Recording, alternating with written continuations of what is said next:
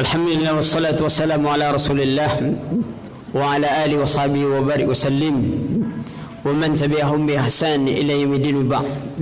Fa inna khairal hadis kitabullah wa khairal huda hadi Muhammadin sallallahu alaihi wasallam wa sharral umur muhdatsatuha fa inna kulla muhdatsatin bid'ah wa kulla bid'atin dhalalah wa kulla dhalalatin fin-nar. Ikhwati fid din, a'izzani azikumullah. Alhamdulillah, pagi ini kita kembali dipertemukan oleh Allah Subhanahu wa taala. Pada kesempatan ini kita akan sedikit membahas dari hadis Nabi sallallahu alaihi wasallam tentang 4 pertanyaan akhirat. Karena hidup ini adalah ujian. Hidup adalah ujian. Ujian Allah menjadi bukti bahwa penciptaan itu sempurna, bukan kurang. Kalau sekiranya ada mobil yang baru selesai dibuat, kemudian mau dijual dengan harga yang mahal, mobil itu perlu diuji. Layak tak ini mobil atau motor dijual dengan harga sekian? Kalau baru saja dihidupkan itu, mesinnya terpelanting, knalpotnya apa kemana hilang semuanya, itu motor atau mobil langsung didaur ulang, karena dia tidak layak untuk dijual dengan harga yang sekian. Kita mengaku beriman akan diuji oleh Allah. Layak tak masuk dalam surga Allah? Kalau tidak layak, besok didaur ulang. Cuman daur ulangnya bukan di dunia, di akhirat. Apa kata Allah? Falamma nadijat juluduhum baddalnuhum juludan ghairu. Tatkala kulit mereka hangus terbakar, kami gantikan kulit itu kulit yang baru. Liyazuqul azab, agar mereka merasakan bagaimananya azab sampai bersih. Ada iman sebesar zarah, baru dimasukkan ke dalam surga. Inilah dinamakan kelompok jahannamiyin, mantan-mantan penghuni jahannam. Semoga kita tidak termasuk dalam mantan penghuni jahannam. Cukup lama ya ikhwan, orang kita kepanasan aja nunggu mobil udah menyumpah-nyumpah kita. Pagi ini kita bahas 4 pertanyaan berdasarkan hadis Nabi sallallahu alaihi wasallam, karena kita juga kalau ujian perlu bersiap. Antum sekolah, kuliah, kalau sudah dengar namanya ujian, wallah persiapannya itu matang-matang.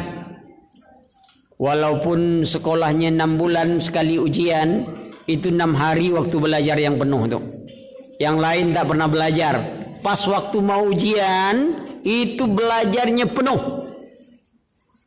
Dan bersiap dan takut gagal. Sangat takut gagal. Sehingga ketika mau ujian, macam-macam yang dilakukan. Nyontek, pakai jimat, macam-macam. Ya, dipakai semuanya. Begitu berhasil, solatnya juga gitu tuh. Biasanya kalau dekat ujian Eptanas atau ujian sarjana, wallah itu rajin ke masjid tuh. Imam belum ada dia sudah muncul tuh. Muncul aja dia. Begitu imam datang dia pulang. Orang belum. Semua begitu sudah berhasil, lupa lagi ke masjid tuh.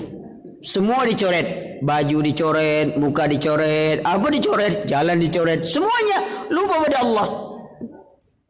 Ikhwan, gagal ujian manusia, gagal ujian dunia, masih ada panjang umur, besok bisa ujian lagi.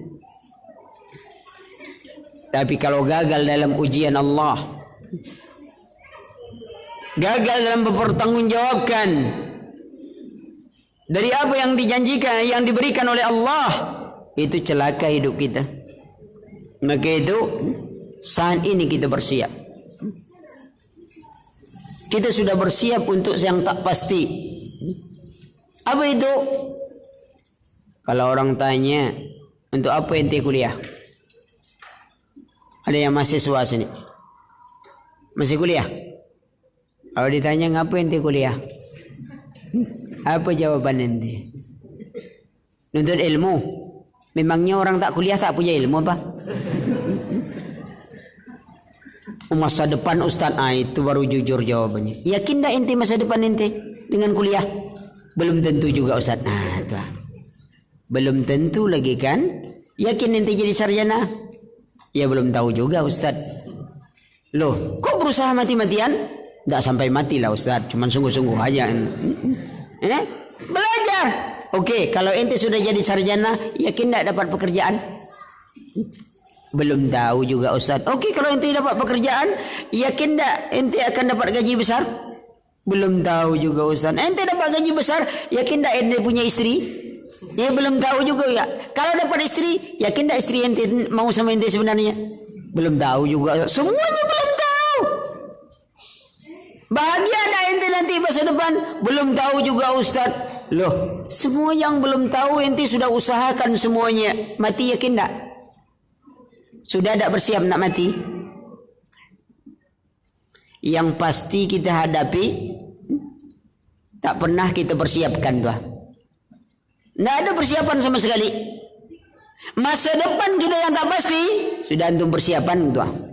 Mau jadi sarjana, besok mau jadi ini, sudah persiapkan. Kira-kira kita ini orang bodoh, orang pintar sebenarnya. Yang pasti akan kita hadapi tak bersiap, itu jangan salah paham. Sudah tu tak mau lagi kuliah kan? Dahlah bu, tak salah kuliah, belum pasti juga bu. Makan, belum pasti juga bu. Entah hidup tak mati setelah makan. Semuanya itu salah paham. Jangan salah paham. Ya persiapan itu ada, dunia juga perlu persiapan. Maksudnya kalau dunia ini kita perlu persiapan, sesuatu yang tidak pasti kita hadapi dari dunia ini. Ya.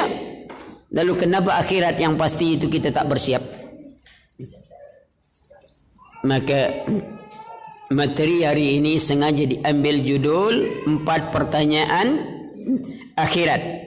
Berdasarkan hadis Nabi sallallahu alaihi wasallam, la tazulu qadamu Adam yaum al-qiyamah. Tidak bergeser telapak kaki Adam pada hari kiamat menuju sirat. Jembatan. Hatta yus'al, sampai ia ditanya tentang 4 perkara. Dalam hadis tidak disebutkan 4 perkara, tapi dalam riwayat lain sebutkan. Yang pertama, an umrihi, tentang umurnya. Fima afnahu, kemana dia habiskan umur. Yang kedua, an ilmihi, tentang ilmunya. Fima fa'al, apa yang ia lakukan dengan ilmu itu. Yang ketiga, an malihi, tentang hartanya. Min aina iktasab wa ila aina anfaq, dari mana dia dapatkan, ke mana dia infakkan. Yang keempat, an jismihi, tentang jasmaninya. Untuk apa dipergunakan itu? Jasmani yang diberikan oleh Allah Subhanahu wa ta'ala, untuk apa jasmani itu dia pergunakan? Maka ikhwan, perhatikanlah tentang 4 perkara ini. Kita akan bahas satu persatu dari 4 perkara ini. Pertama, kita akan bahas tentang an umrihi, tentang umur. Para ulama kita berbicara tentang waktu. Imam Hasan al-Basri berkata, ya ibnu Adam, innama antumul yawm, wahai anak Adam, sesungguhnya kalian itu adalah hari. kumpulan hari-hari, iza zahaba yaumun zahaba ba'duka, apabila berlalu satu hari maka hilanglah sebagian dari diri kalian. Waktu sangat berharga dalam hidup setiap orang. Kita akan ditanya umur kita, dan umur adalah waktu. Kemana kita habiskan umur? Berapa banyaknya orang habiskan umur dari hal-hal yang tidak bermanfaat. Mana lebih banyak? Waktu kita baca Quran atau chatting? Waktu kita nonton sepak bola atau baca Quran? Mana yang lebih banyak? Umur kita diberi oleh Allah Subhanahu wa taala kemana? Umur itu dihabiskan. Untuk apa umur itu dihabiskan? Allah bersumpah masa wal asri innal insana lafi khusr. Demi masa manusia berada dalam kerugian. Dikatakan oleh Al-Imam Asy-Syafi'i, "Law ma anzalallahu hujjatan li khalqihi illa hadhihi surah lakafathum." Kalau Allah tidak menurunkan hujjah, dalil kepada hambanya kecuali satu surah ini saja, lakafathum, itu sudah cukup bagi mereka. Bahwa manusia berada dalam kerugian. Mereka tidak pandai memanfaatkan waktu. Hilang pagi, sore, malam. Kadang-kadang ada orang habis waktu mancing, mancing, berpanas semuanya, ikan belum dapat juga. Sudah dapat, dilepas pula lagi. Wallah, apa kerja dia mancing macam itu? Lah lepas, kan banyak tuh. Kalau nelayan, karena dia cari nafkah, beda. Ini tidak, memang hobi. Mancing dapat ikan, lepas. Mancing dapat ikan, dilepas lagi. Mancing di akuarium aja kan enak sebenarnya. Buat rumah, buat akuarium, kan ada AC. Antum mancing gitu, kan lumayan, dingin, tak repot-repot. Umpannya pun sikit-sikit aja. Ini mancing, habis waktu. Ada yang hobi main catur, bengong, menung lama-lama, olahraga terberat di dunia kan, benteng aja diangkat. Bayangkan, orang olahraga angkat besi, bukan yang terberat itu catur, kebab dia mengangkat benteng. Sudah tuh kuda yang tak bisa berjalan dijalankan. Wallah, itu olahraga terberat di dunia itu ya, maka itu yang main catur mana pernah keliling-keliling gitu, serius saja dia, karena itu berat. Kalau main-main bahaya dia, kudanya bisa lari kan.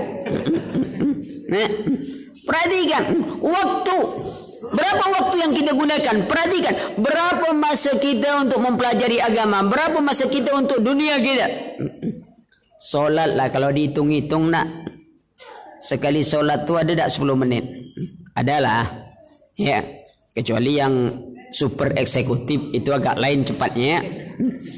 Makmum senapas, imam senapas, makmum tak sempat bernapas. Saking cepatnya kan, kita baru ruku sudah berdiri, kita berdiri dia sudah sujud, baru nak sujud dia sudah tegak lagi, tentu terlentang kita dibuatnya. Saking cepat-cepatnya. Waktu, mungkin dia buru-buru waktu kan, tapi dalam solat ngejar waktu dia. Perhatikan bagaimana waktu. Al-waktu kasayib, waktu seperti pedang, kata Imam Syafi'i. Kalau kalian tidak memanfaatkannya, maka dia akan memenggal kalian. Syabab, terutama anak muda, mana waktu belajar? Al-Imam Bukhari, dan para ulama lainnya hampir-hampir tidak ada punya waktu untuk main. Tak ada punya waktu mereka itu untuk main. Mulai dari kecil, waktu mereka itu penuh dengan waktu yang digunakan untuk menuntut ilmu. Bahkan mereka kalau diundang walimah, sebagian mereka itu bertanya, diundang walimah nih, yang ditanya dia apa? Ada tak meja untuk tempat buku? Kenapa? Dia tidak mau kalau dia makan menyuap makanan itu membuang waktu dia membaca. Dia mau sambil makan ini ada buku dia baca, dia mengunyah tu dia baca.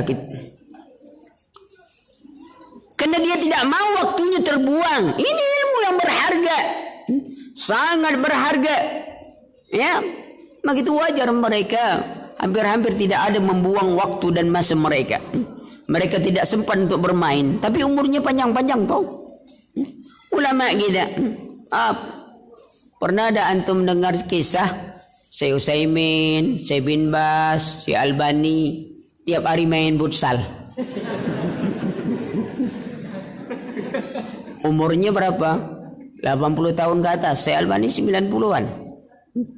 Syekh Utsaimin juga 80-an nih, ikhwan. Tak ada lupa hafalannya, kuat ingatannya. Kita yang olahraga tiap hari begitu bercermin lupa dengan wajah. Ini siapa ini? Kata dia. Udah 3 bulan tak pernah cermin, tentulah hitam wajah itu kan. Kok hitam orang masuk sekarang? Padahal dirinya sendiri. Jangankan pelajaran. Lihat waktu mereka untuk ilmu, untuk belajar. Nah, kembali kita kata, ada tak kita gunakan waktu? Berapa masa? Lalu katakan bagaimana cara ngatur waktu? Jangan mengatur waktu. Antum manfaatkan waktu. Kebanyakan kita ini suka buat jadwal nak ngatur waktu. Hari Senin pagi baca Quran, jam 7 ini, jam 8 ini, nanti jam 9 ini. Sudah seminggu ditengok tak ada satu pun yang dikerjakan. Minggu depan buat jadwal baru lagi. Nampaknya jadwal kemarin tak bisa jalan. Buat lagi jadwal baru. Jadi dia sepanjang tahun kerjanya apa? Hanya buat jadwal. Tak ada satu pun yang dilakukan dia. Banyak tak kayak gitu? Sangat banyak. Manfaatkan waktu. Apapun jangan antum nak ngatur waktu. Ada kesempatan waktu, manfaatkan. Ada majlis ilmu. Orang kalau majlis makan sejauh manapun datang tuh. Kalau ada lah di Surabaya ini makanan baru umpamanya. Belum ada di Surabaya umpamanya. Letaknya di pelosok, di sudut kota, gang kecil, masuk lagi ke dalam sempit. Kalau mau makan itu masuk pun tak bisa lurus, mesti mereng gitu tuh. Dicari itu apa itu? Nasi cicak. Belum ada sini nasi cicak kan? Kalau nasi kucing sudah ada kan?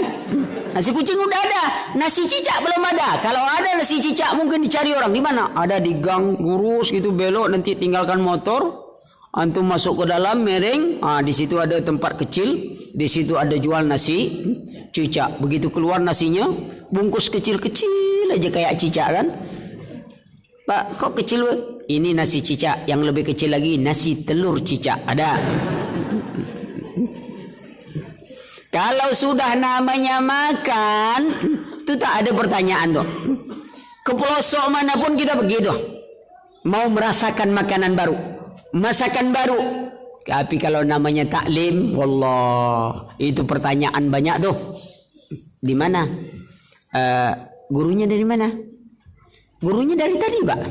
Kan gurunya dari mana? Ya, dari tadi, Pak, gurunya di situ gitu kan. Ditanya gurunya, udah pernah masuk TV? Rasanya belum, Pak. Ya kalau sudah, apa buktinya belum? Dia bisa keluar sebab TV kecil, Pak. Kalau dia masuk itu tak bisa keluar lagi kan susah. Ya kan?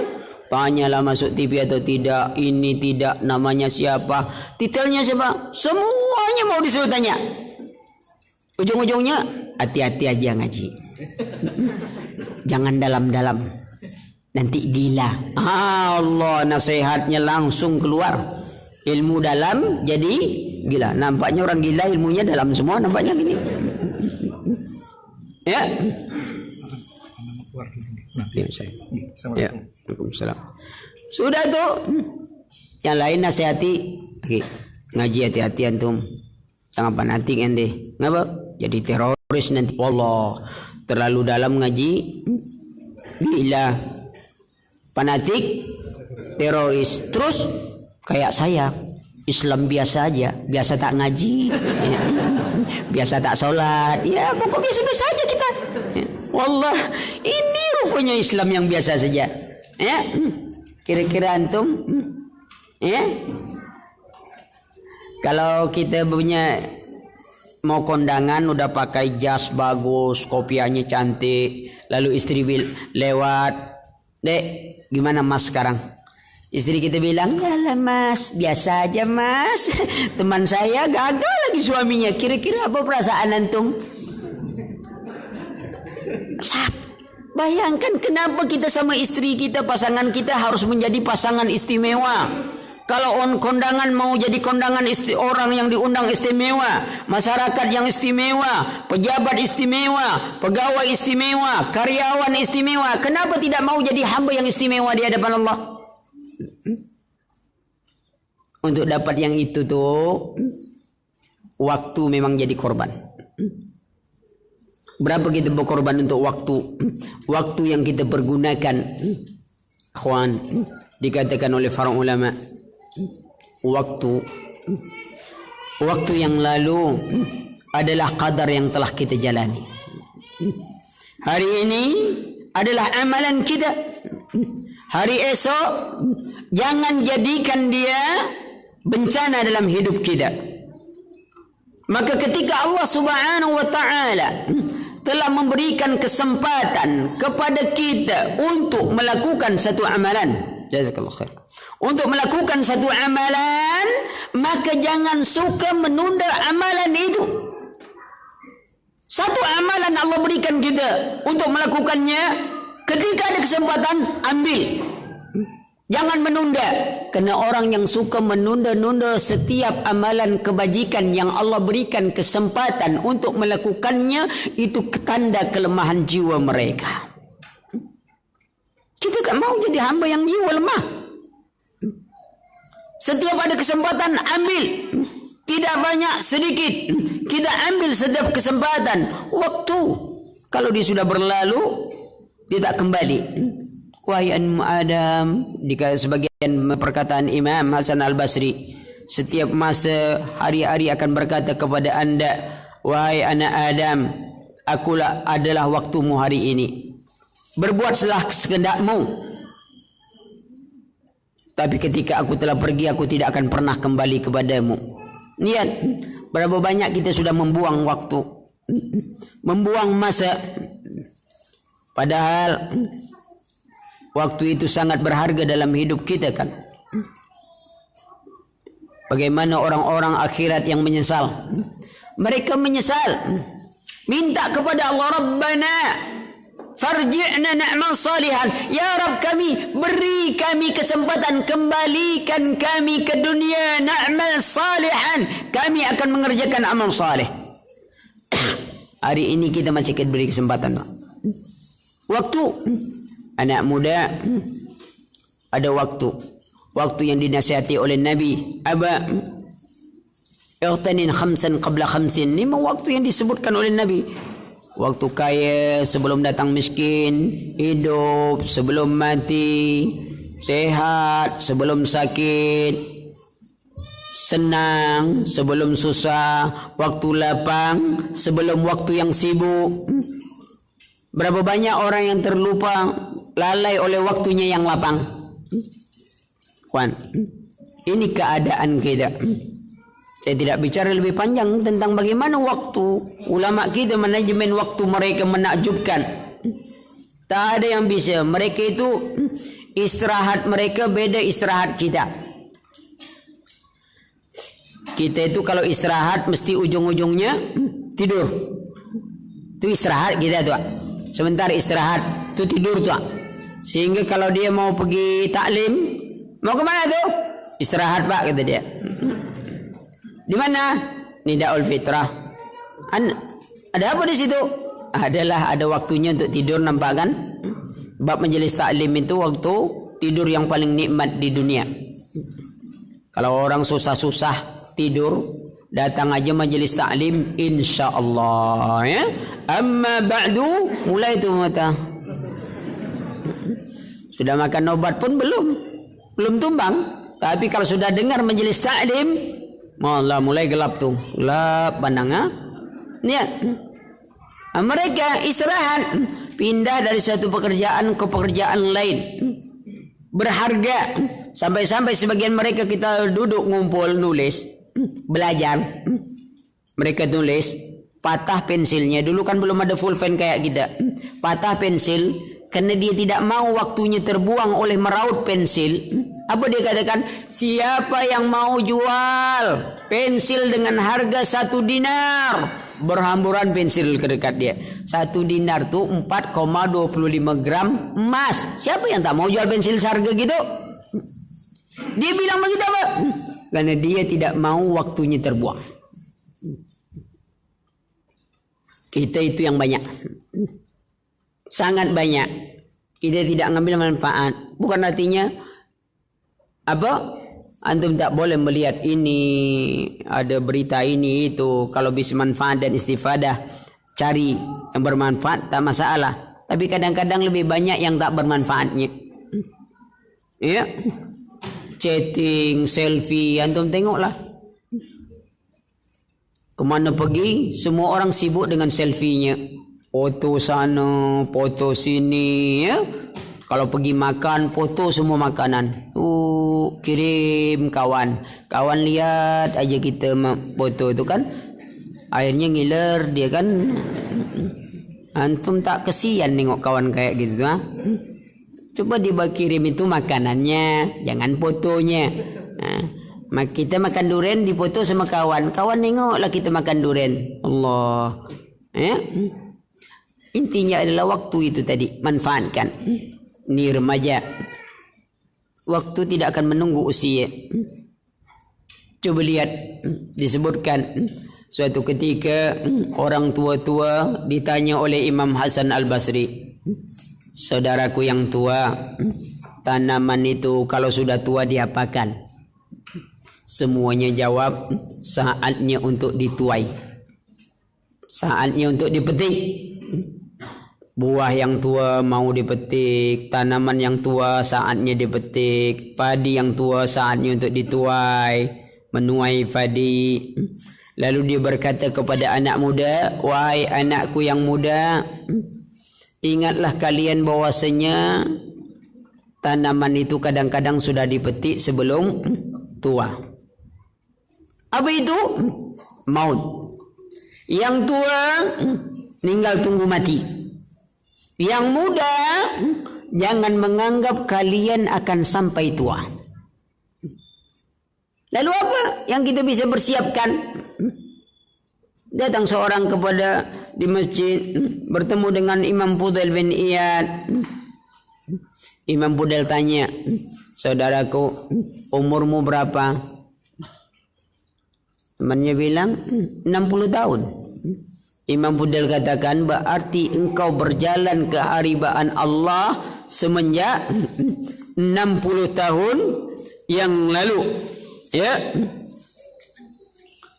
Kalau begitu engkau semakin dekat ke haribaan Allah. Temannya langsung ngomong, inna lillahi wa inna ilaihi raji'un. Imam Fudail katakan, saudaraku, tahukah engkau makna yang kau ucapkan?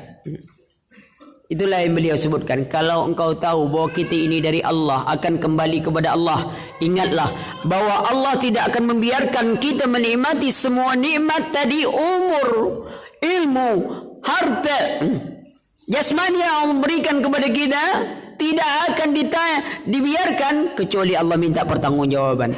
Sudah siap tak kita bertanggungjawab? Temannya bilang, bagaimana saya harus bertanggungjawab? Imam Fudail katakan, perbaiki saja sisa usia yang dibagikan Allah. Karena dengannya Allah akan memperbaiki keburukan masa lalu. Maka ketika waktu-waktu telah mulai, kini saatnya kita memperbaiki.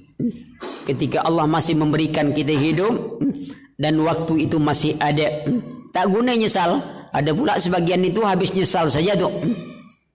Aduh, dulu saya ngapalah tidak gitu ya. Itu aja kerjanya. Solat tidak, apa tidak. Duduk, kenapa? Itulah saya ini sudah tua ni malas solatnya. Ngapa dulu tak muda saya tak. Dia tak solat-solat tuh. Habis waktunya untuk menyesal. Ada yang saking menyesal takut buat salah. ketemu orang tak mau apa ni, tak mau takut. Ada yang misal takut mati sama sekali. Mau sholat ke masjid pun takut mati. Ya. Benar seorang nelpon minta nasihat. Dia bilang saya ini punya penyakit was-was Ustaz. Apa? Ketakutan saya pada kematian sangat besar. Sehingga saya tak berani keluar rumah.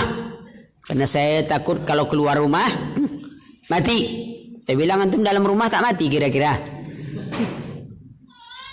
Itu lain Ustaz. Kalau mati pun dalam rumah tak masalah kata dia. Tapi bagaimana cara menghilangkan ini? Was-wasnya takut. Udah berapa bulan dia tak keluar rumah. Saya bilang antum kau mau konsultasi masalah ini, antum harus datang ke rumah.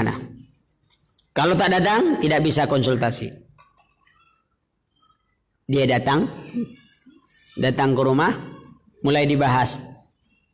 Ada apa? Inilah Ustaz, saya ini sangat takut lagi keluar rumah karena takut mati.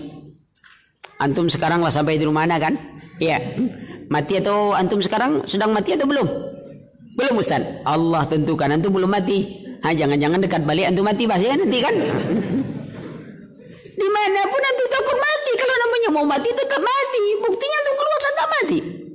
Tapi masalah bagi antum bilang adalah sudah tak kita bersiap untuk mati.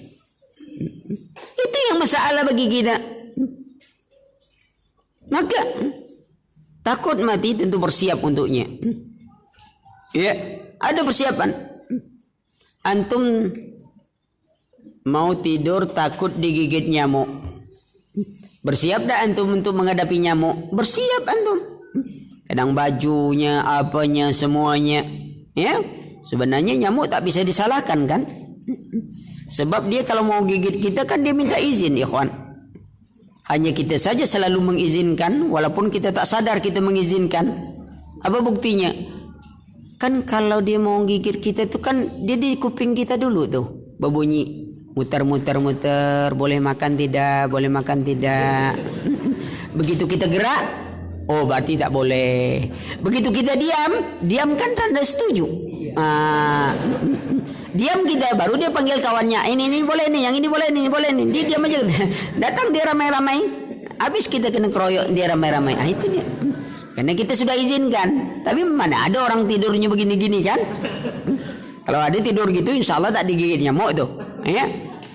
Perhatikan. Ini secara umum waktu. Maka coba. Ambil majelis ilmu. Ambil. Maka timbul pertanyaan yang kedua dari waktu tadi. Ya. Apa pertanyaan kedua tentang ilmu? Ilmu dalam Islam itu ada dua jenis secara umum ya. Pertama ilmu bermanfaat. Kedua ya jelas ilmu yang tidak manfaat. Tapi konteks manfaat ini perlu tahu. Tentu manfaat dunia dan manfaat akhirat. Tentu manfaat dalam timbangan syariat dan sesuai kemanusiaannya. Ya copet juga manfaat bagi tukang copet. Tapi semua orang tidak akan menganggap ilmu tentang mencopet bermanfaat. Karena dia merugikan orang lain. Nah, ilmu bermanfaat itu lagi dibagi dua. Ilmu yang bermanfaat dan menyelamatkan kita. Nah, masalah keselamatan adalah keselamatan kita di akhirat. Ilmu itu bermanfaat dan dia menyelamatkan akhirat kita.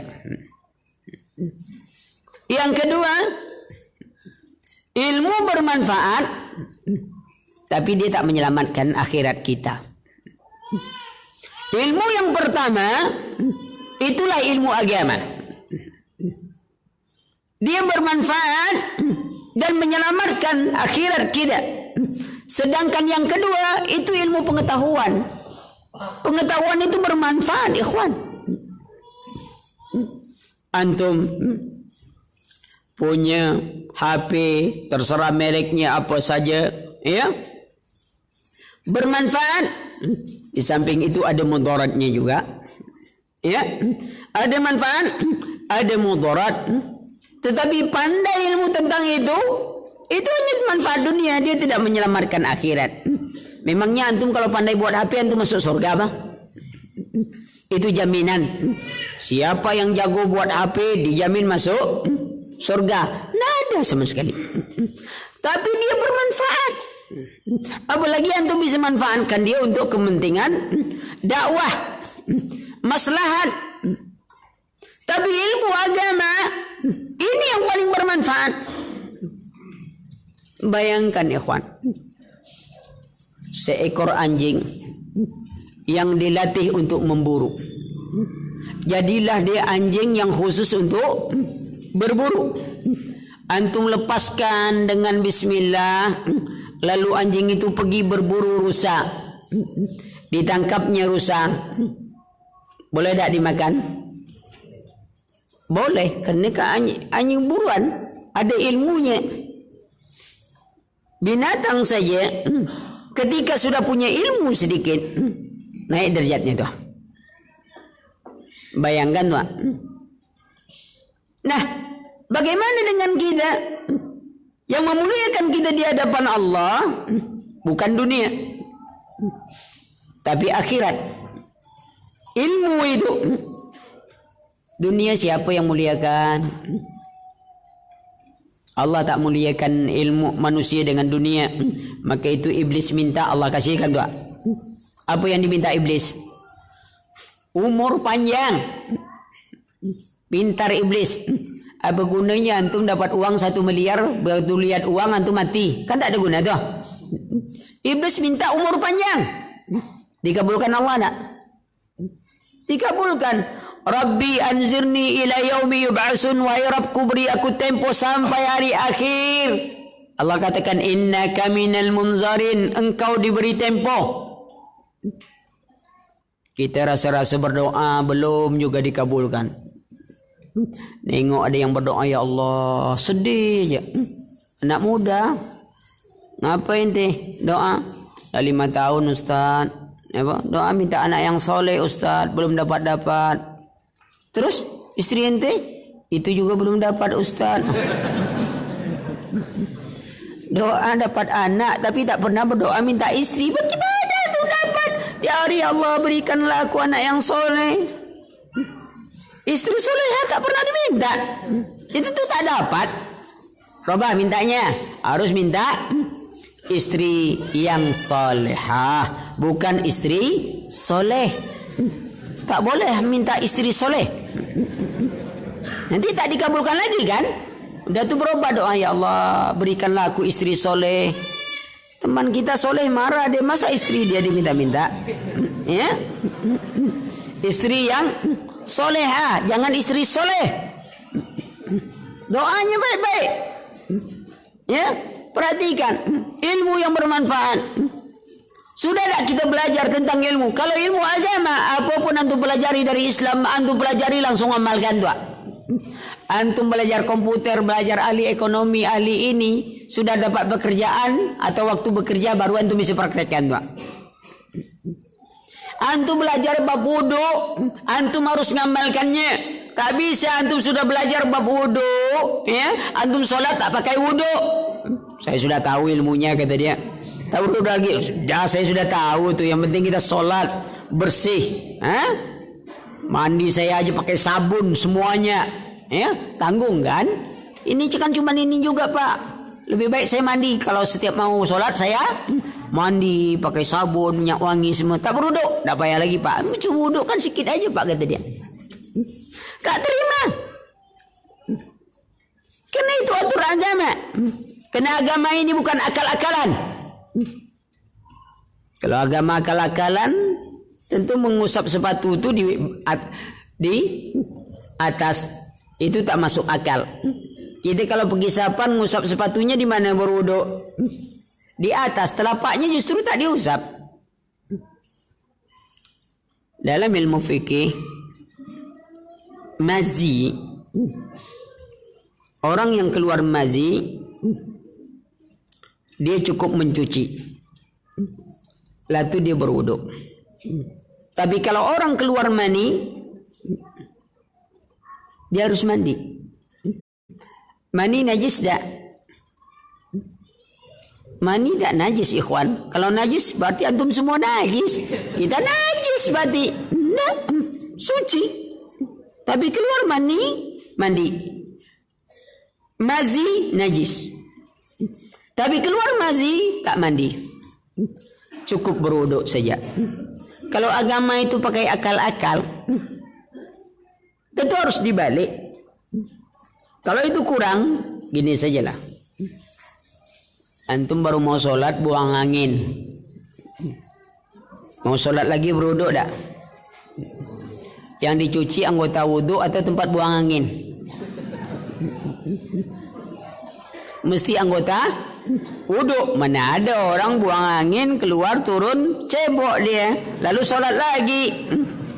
Kenapa? Baru buang angin pak, kata dia. Baru buang angin, kok tak berwuduk lagi? Kan yang keluarnya dari sini pak, kata dia. Ya, gitu. Loh, kenapa mulut ente tak diusap terus? Sebab kan mulut ente keluar angin terus. Ya kalau sudah itu alasan dia kan, yang baru keluarkan dari sini pak. Karena angin itu keluar dari bawah tadi pak, kata dia. Lah, ente ngomong keluar angin juga, mulut ente usap terus gitu. Tapi anggota harus cuci anggota wudhu. Yang nyuruh anggota wudhu dicuci siapa? Syariat ke atau akal? Syariat. Nah, tengok itu. Dalam bab berwudhu saja tu, akal kita harus tunduk dengan syariat tu. Tak bisa main akal-akalan tu. Lalu bagaimana dalam urusan dunia yang besar? Kita tak mau mengamalkan syariat. Maka kembali bahwa ilmu yang utama itu yang kita pelajari adalah ilmu ad-din. Ini yang memuliakan kita. Sekarang sudah ada ilmu agama itu jadi kebutuhan kita. Atau ilmu agama ini selingan saja. Saya belum pernah lihat orang datang ke majelis taklim tangannya bengkak, lalu ditanya, kenapa tuh tangan bengkak? Kemarin Ustadz pergi taklim, kok sampai bengkak? Banyak betul yang dicatat Ustadz. Oh, bengkak tangan. Yang ada, kenapa itu tangan bengkak? Main poli kemarin Ustadz, salah cemes, saya pikir bola biasa, rupanya bola bowling, saya cemes banget.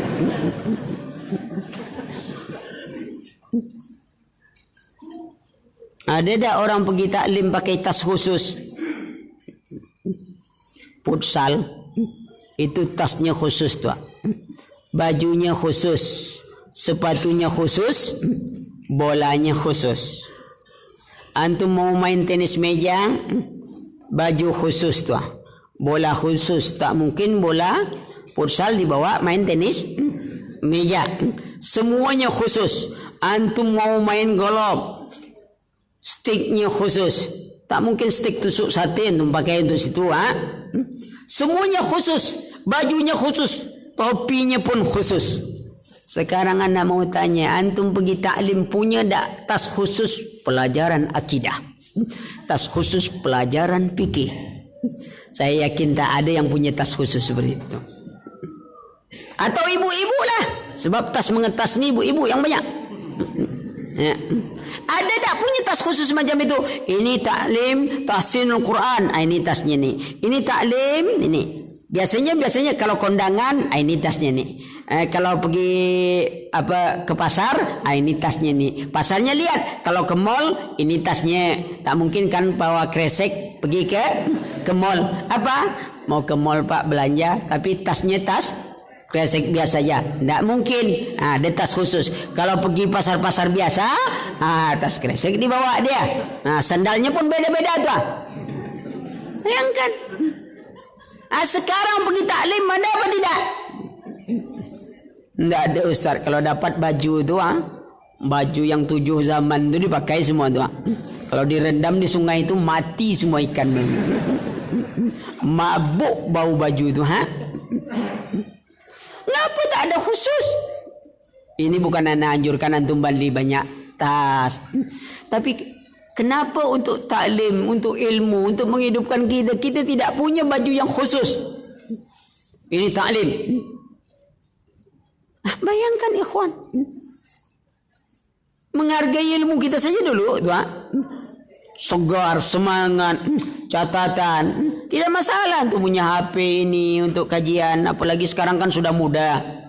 Ilmu zaman sekarang kan berbeda-beda tipis dengan zaman dulu. Zaman dulu kan al-ilmu pisudur, kalau sekarang al-ilmu PCD, ya. Level kecil, apa tuh? MP3, ya. Kadang-kadang tak pergi taklim, cuman minta CD. CD-nya ya, katanya. Allah, taklim tak mau. Yang penting dapat CD. Niat. Tak ada kita ingin berkorban. Yang hebat lagi bertanya dengan ustaz menunggu SMS gratis. Ini saatnya nih dapat SMS gratis. Kesempatan bertanya ustaz. Antum bisa bayangkan tuh. Tak keluar modal sama sekali tuh. Ustaz ada pertanyaan yang dahsyatnya tuh. Pertanyaan sedikit, jawaban suruh panjang. Allah. Ustaz, ini ada 3 pertanyaan. Pertama, kedua, ketiga. Tolong jelaskan dengan dalil secara ringkas dan padat. Subhanallah.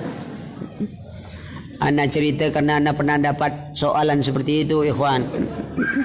Ini ada 3 pertanyaan Ustaz. 1, 2, 3. Terus, tolong jawab dengan ringkas beserta dalil. Dengan ringkas beserta dalilnya. Ana jawab langsung ringkas beserta dalil. Allahu a'lam. Udah tu tak bertanya lagi. Kan jawaban ringkas beserta dalil. Allahu a'lam kan ada dalil. Kalau ditanya Allahu a'lam kan ada dalilnya. Kenapa? Mau bertanya agama juga. Tak mau keluar modal. Wallah ikhwan, keterlaluan betul kita hidup sini. Antum tahu Abdurrahman Ar-Rayi? Ini gurunya Imam Malik. Dalam usia 27 tahun dia sudah jadi ulama besar. 27 tahun umur sudah jadi ulama besar. Berapa modal? Hampir 32 miliar ibunya mengeluarkan dana untuk pendidikan anaknya. Ini bukan berarti besok jadi dalil pula untuk sekolah mahal. Salah tu. Ya. Tetapi begitulah mereka menghargai ilmu. Ya. Dia berkorban untuk sesuatu yang berharga. Ketika bapaknya datang, bapaknya belum tahu anaknya sudah jadi ulama. Bapaknya katakan datang ketika bertemu, hampir berantem dengan anaknya karena sudah ditinggalkan masa kecilnya. Masih dalam kandungan atau masa kecilnya. Bapaknya pulang, ini anak sudah besar. Ya. Dan riwayat sebut pernah terjadi perselisihan. Karena dia menyangka orang lain, ini orang lain. Setelah tahu orang tua saling kenal, udah azan, anaknya pergi ke Masjid Nabawi. Bapaknya agak lambat. Bapaknya bilang pada istrinya, istriku, mana uang kita yang 30.000 kemarin? 30.000 dinar. Ya lebih kurang 30 miliar lebih yang kutitipkan padamu. Uang sudah habis. Apa pikir istrinya? Ini uang habis. Suami datang. Ya udah solat dululah. Kata sang istri, solat dulu. Nanti kemari. Pas solat, lihat itu ada pemuda. Habis solat dia agak terlambat. Dia lihat ada pemuda di hadapan. Datanglah para ulama juga lihat sekelilingnya. Dia bertanya, siapa pemuda itu? Dia bernama Abdurrahman Ar-Rayi. Bapaknya bernama Al-Faruq. Bapaknya itu, dia namanya Al-Faruq juga. Cuman dia belum nyangka itu anak dia. Sudah pulang, tanya istri, uang tadi. Sebelumnya dibilang, tadi di masjid saya melihat seorang pemuda duduk dan banyak orang bertanya kepadanya. Lagi muda sudah pun alim dan orang bertanya. Nah, istrinya bilang, suamiku, menurutmu mana yang paling kau hargai? Pemuda seperti itukah? Atau uangmu 30.000 dinar itu? Apa jawab suaminya? Aku lebih menghargai pemuda itu daripada uang itu. Kata istrinya, uangmu sudah habis. Dan hasilnya itulah dia. Pemuda itu adalah anakmu. Antum bayangkan apa jawab suaminya tu. Kalau kita mungkin, 30.000 tu. 3 miliar kau habis 30 miliar untuk anak ya. Apa kau bagi makan gurumu, ha? Memangnya gurumu makan apa? Tapi ulama kita tidak. Istriku, terima kasih kau sudah benar membelanjakan hartaku. Bayangkan ikhwan, harganya tu. Kini orang kalau masuk sekolah agama, kalau dengar mahal aja sikit, mulai naik kepala pening. Kalau sekolah umum, tak masalah. Pak Ustaz, 750.000 bisa 3 kali bayar tak Pak? 750.000 3 kali bayar? Iya. Tak ada uang bu? Oh enggak, saya baru mobil kontan. Anak saya sekolah itu kuliah kontan. Loh, kok di sini bayar 750 3 kali bayar? Kan sekolah pondok Pak, kata dia. Kan sekolah agama. Sekolah agama 750 3 kali bayar. Umum 750 juta langsung bayar. Maka itu hati-hati. Ilmu sangat berharga dalam hidup. Baru ulama kita berbondong-bondong untuk ilmu. Tapi setelah kita belajar agama kita sudah tak kita belajar. Berapa banyaknya kita tidak mempelajari agama kita. Tak tahu. Ya, ada yang tak tahu wudu. Kadang-kadang kita sudah, sebagian ada lagi sudah sarjana, sudah ini apa itu. Kadang ada yang tak bisa baca Al-Fatihah. Banyak. Padahal yang memuliakan kita itu ini. Ilmu ini. Yarfi'ullahu allazina amanu minkum wallazina utul ilma darajat. Allah mengangkat orang beriman di antara kalian dan orang-orang yang diberi ilmu beberapa derajat. Maksudnya ilmu agama itu.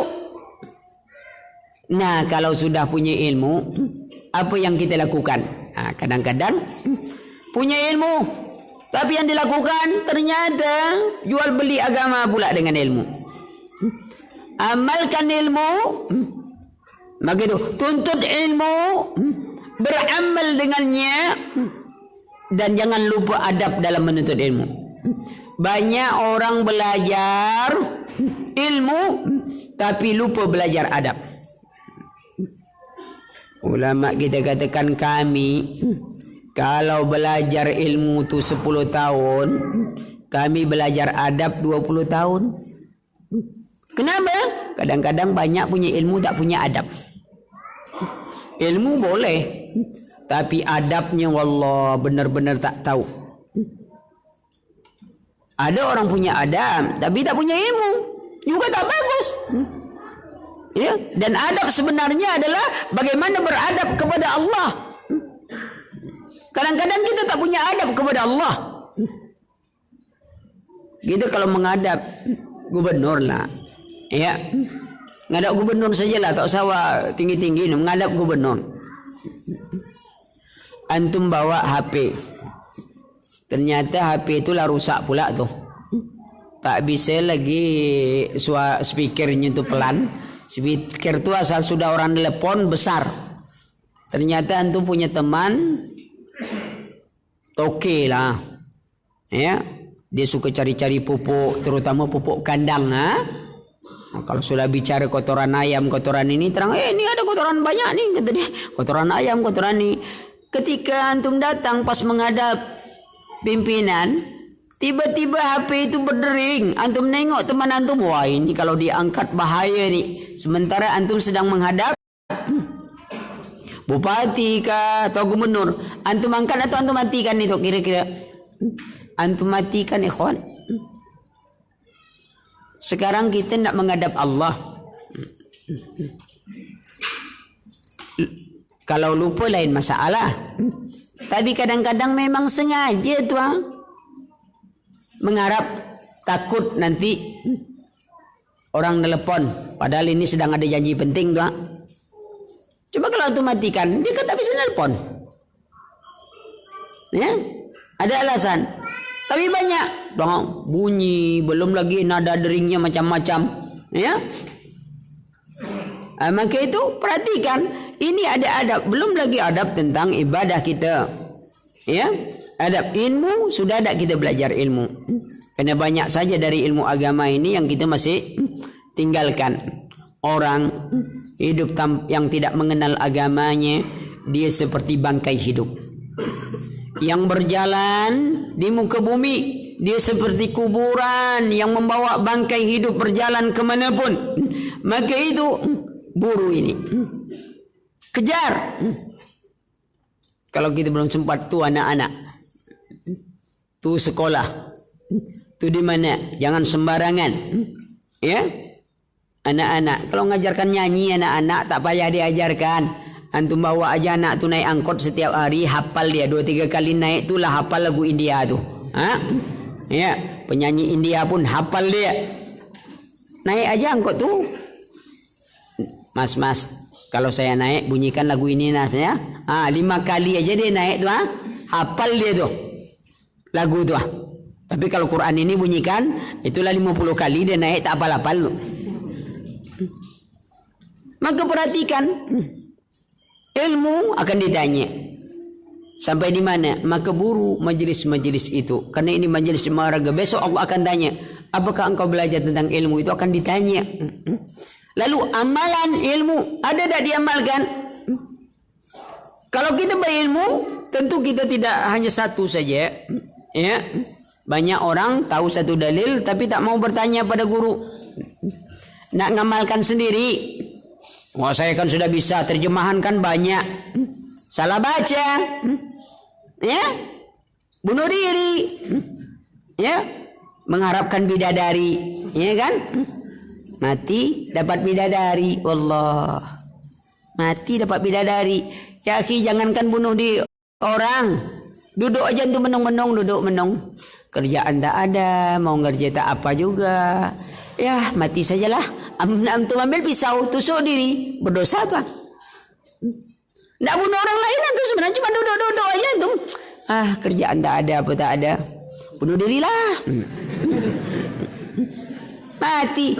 Mati, itu aja dosa antum tuh. Ini udah bunuh diri, bunuh pula orang lain.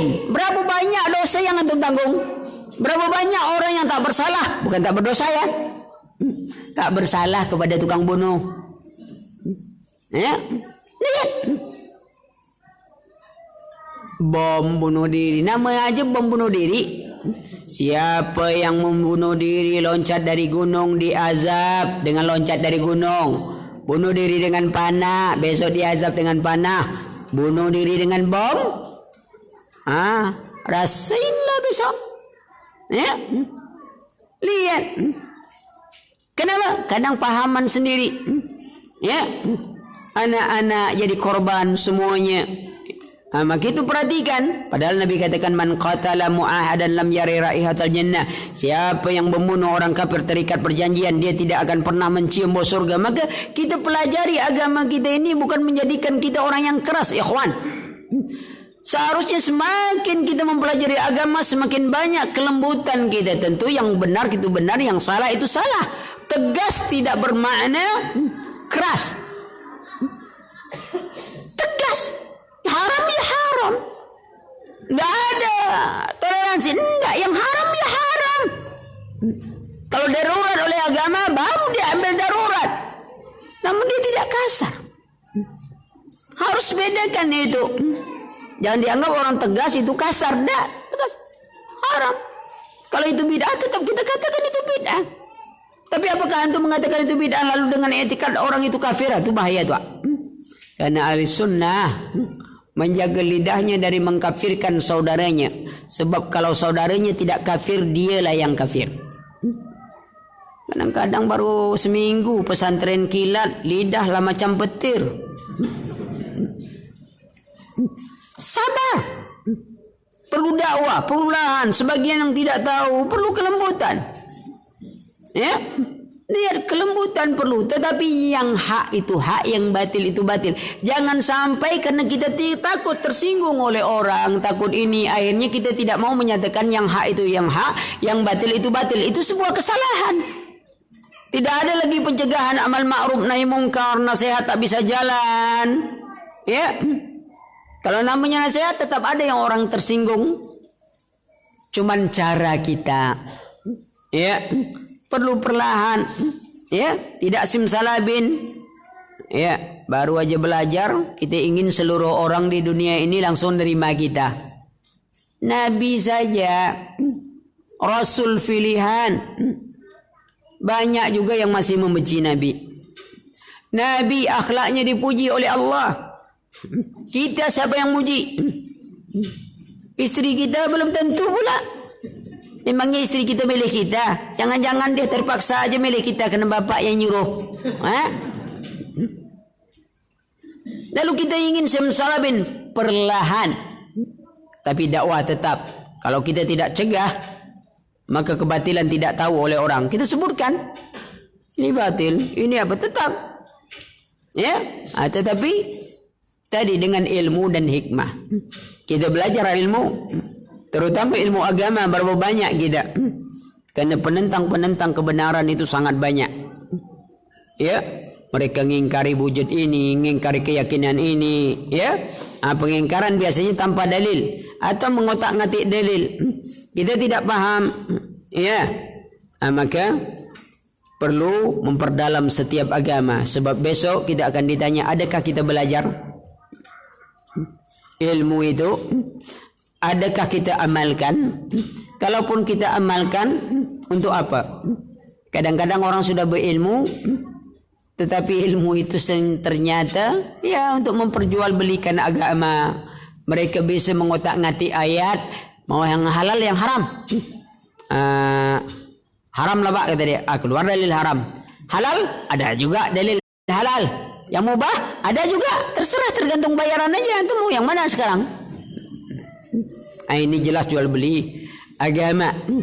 Demikian. Ya. Kemudian harta.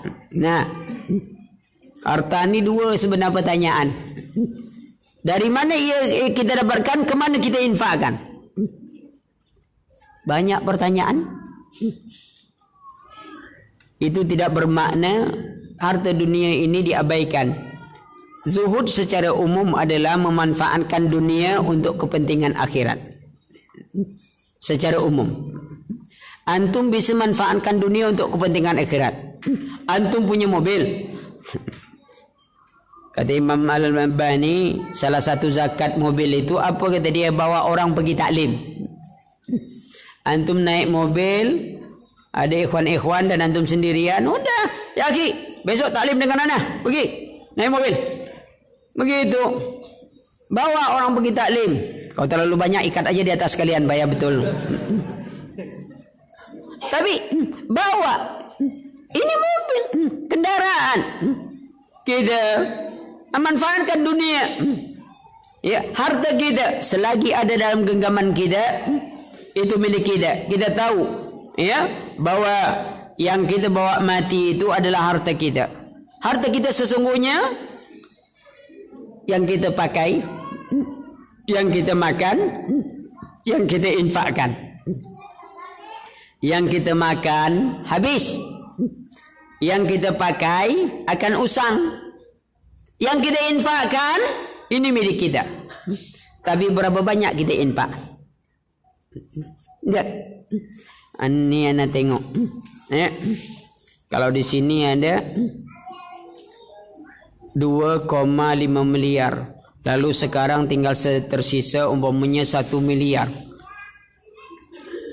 Jangan infak saja umpamanya. Setiap orang, ada 1.000 orang sepakat tuh meminjamkan. Nih saya pinjamkan. Setiap orang minjamkan cuma 1 juta. Pinjam aja tuh. 2 kali dia minjamkan, sama dia berinfak dengan harta itu separuhnya. Berarti sebenarnya setengah, 500.000 dia sudah berinfak. Bayangkan tuh. Hanya minjamkan aja baru tuh. Nih, dia pinjamkan. Berlomba-lomba. Kalau uang belum ada lah. Ini ada uang tapi untuk pinjam saja. Dan waktu ini. Itu sebuah nilai yang besar. Ya, sebuah nilai yang besar. Belum lagi kalau itu infak. Kalau dia sudah bentuknya infak, bayangkan aja lah.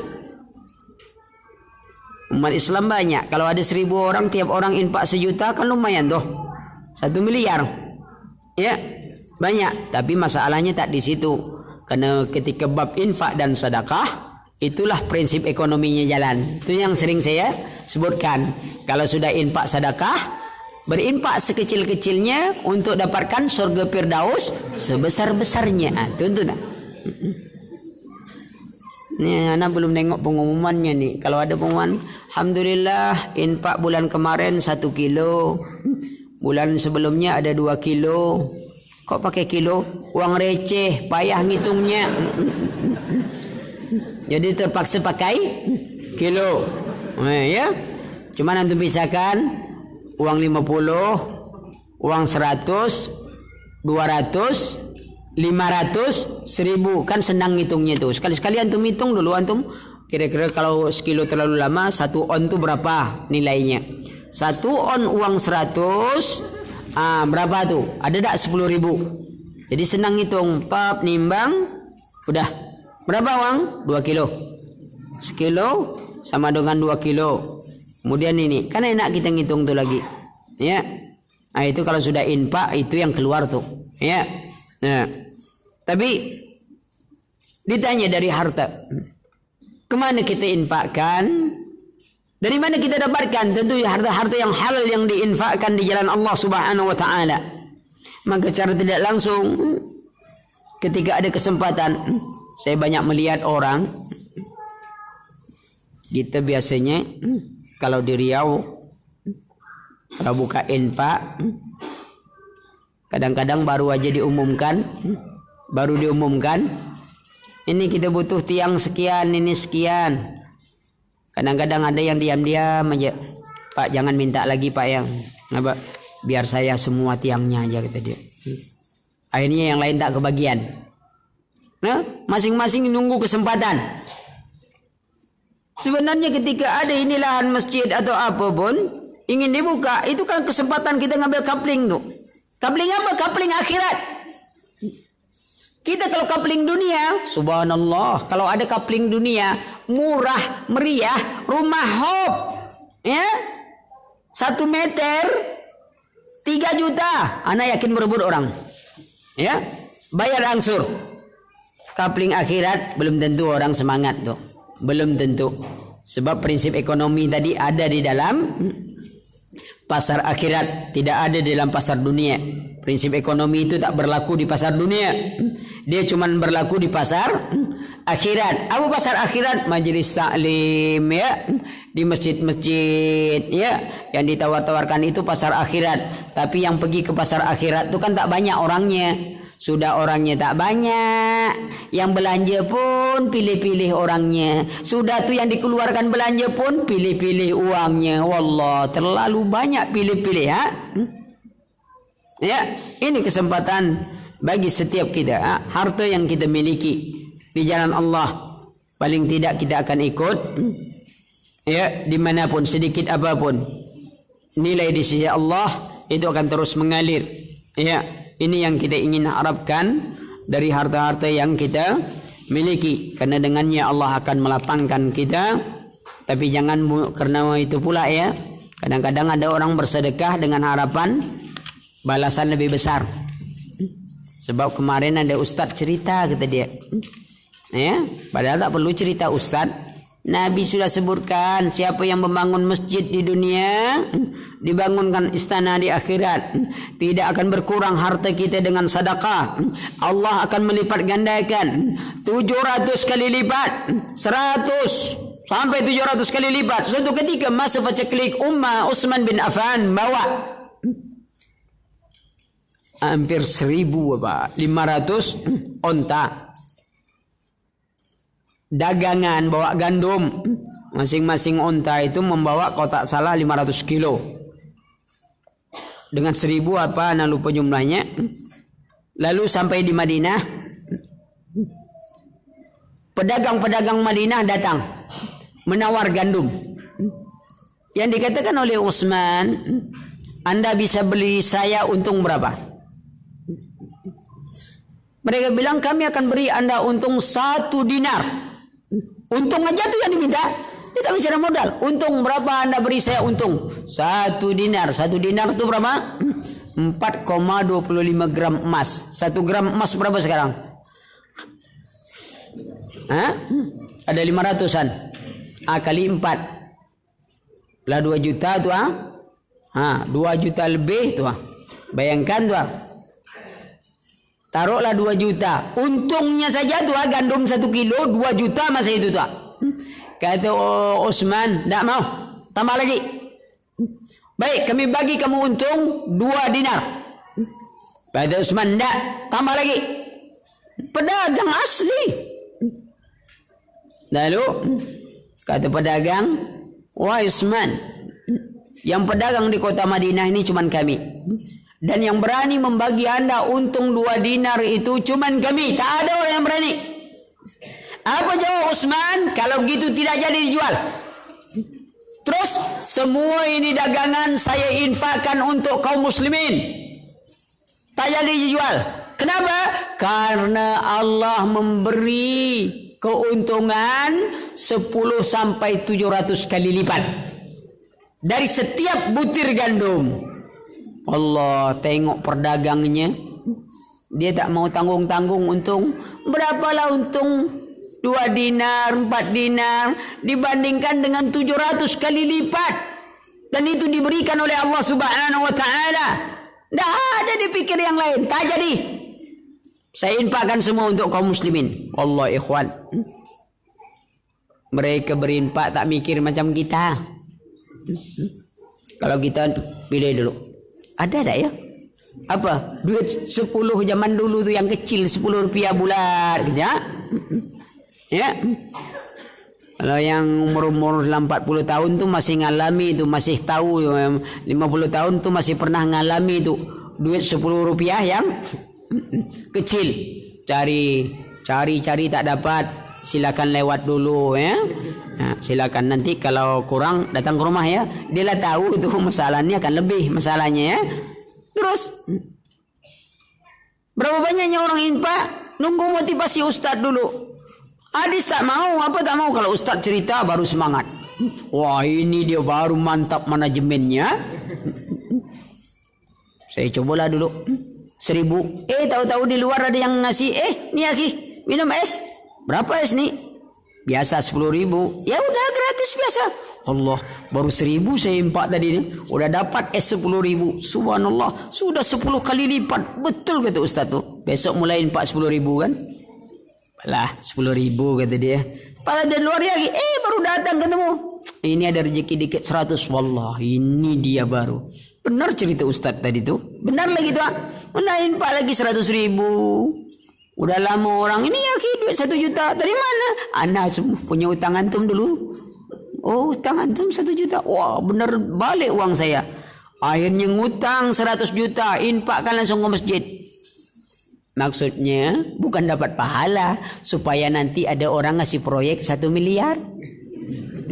Infak kan 10 kali lipat. Nunggu. Sekali yang datang orang nagih hutang.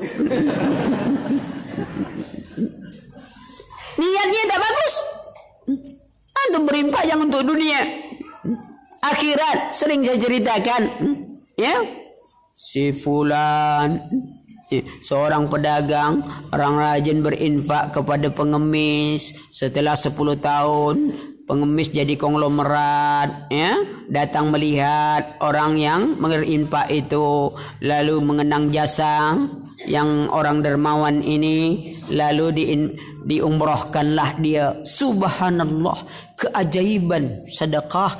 Hanya dengan 1 goreng pisang dalam 20 tahun ternyata dia mendapat balasan umroh. Dihitung-hitung biayanya 1 goreng pisang kali 10 tahun berapa? Hampir sama biaya umroh. Ini sangat menakjubkan. Kecil bentuknya 1 goreng pisang, tapi balasannya setelah 20 tahun umroh. Semenjak itu penjual goreng pisang semuanya sibuk berinfak goreng pisang. Karena untung-untung dapat umroh. Tapi karena 20 tahun terlalu lama, kalau 1 goreng pisang 20 tahun, mungkin 20 goreng pisang bisa umroh 1 tahun ya. Tapi saya tak mau. Kalau saya mau jadi pengemis. Kenapa? Karena pengemis setelah 20 tahun jadi konglomerat. Sementara penjual goreng pisang 20 tahun masih menjual goreng pisang. Jadi sepakat kita jadi pengemis. Setelah 20 tahun kita umrohkan penjual goreng pisang. Gitu. Logikanya salah. Ya akhi, kita infak itu untuk akhirat. Adapun bonus yang dibagikan Allah kadang-kadang dibagikan, kadang-kadang tidak. Jangan bonus jadi tujuan. Itu yang masalahnya. Jangan bonus itu jadi tujuan. Ini ada orang jual nih. Jual, ayo siapa bayar kontan dapat hadiah payung. Lalu antum dikasih bayar kontan, tapi antum tidak mau apa? Mobilnya, antum cuma minta payungnya saja, ya. Maka perhatikan, ya, keadaan seperti itu. Maka gunakan harta yang kita miliki secara umum, karena dunia itu adalah godaan bagi diri kita. Siapa yang tak tergoda oleh dunia? Tapi kita harus pandai, dunia adalah kehinaan, ikhwan. Dia tidak berharga di sisi Allah hatta selembar sayap nyamuk. Jangan kita demi memburu kehinaan lalu kita menghinakan diri. Kini kita manfaatkan yang tak berharga itu sehingga dia menjadi sesuatu yang berharga di hadapan Allah Subhanahu wa taala dengan menggunakannya ke jalan yang baik, dengan menggunakannya di jalan Allah Subhanahu wa taala. Ya. Terakhir. Salah.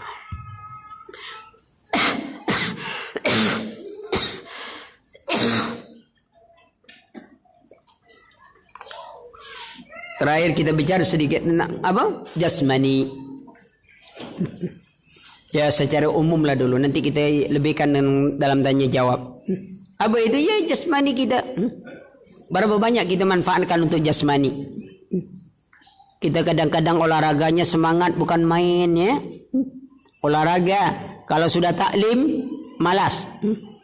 Tapi yang menakjubkan sekarang lagi apa? Semua olahraga, apapun usaha, suka dikait-kaitkan dengan sunnah. Ini yang nih, ya. Sepak bola, sunnah, ya.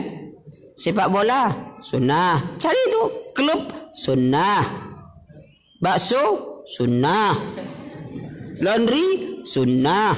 Apa itu bilang? Memangnya sunnah itu untuk barang dagangan apa? Klub sunnah, klub futsal sunnah. Dari mana itu futsal sunnah? Sunnah itu amalan kita, bukan untuk merek-merek dagang. Ya, tidak jadi untuk itu. Ya, olahraga, semua bahwa ini olahraga sunnah, dia dibolehkan untuk olahraga. Tetapi jangan sunnah itu jadi bahan untuk melariskan dagangan kita. Sunnah bukan larang dagangan. Ya, kenapa jadi merek-merek? Kadang-kadang jual bakso sunnah. Jual ini sunnah, tak ada orang yang beli. Karena kita jual bukan daerah sunnah. Maka perhatikan seperti itu. Jangan semua kasih merek-merek ini. Si merek tauhid. Pergi minta-minta di mana-mana.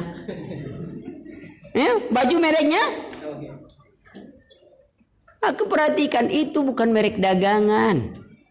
Sunnah itu untuk kita amalkan, ikhwan. Lalu bagaimana kita menghabiskan waktu kita? Bola lah, kini kan sedang demam bola gitu nih. Mana lebih besar manfaat main atau manfaat nonton?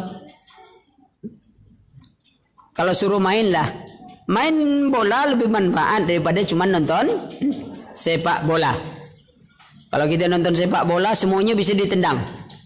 Ya, meja pun ditendang, apalagi klub favorit menang. Wah, semuanya ditendang itu. Siapa yang dekat ditendang semua itu, kalah jangan disebut lagi.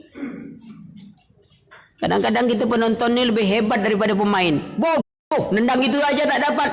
Begitu kita main, bola pun tak dapat sama kita.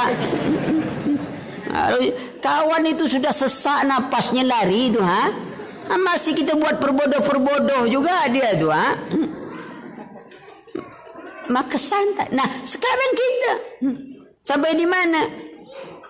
Jasmani yang diberikan oleh Allah Subhanahu wa taala, betul perlu kita jaga kesehatan.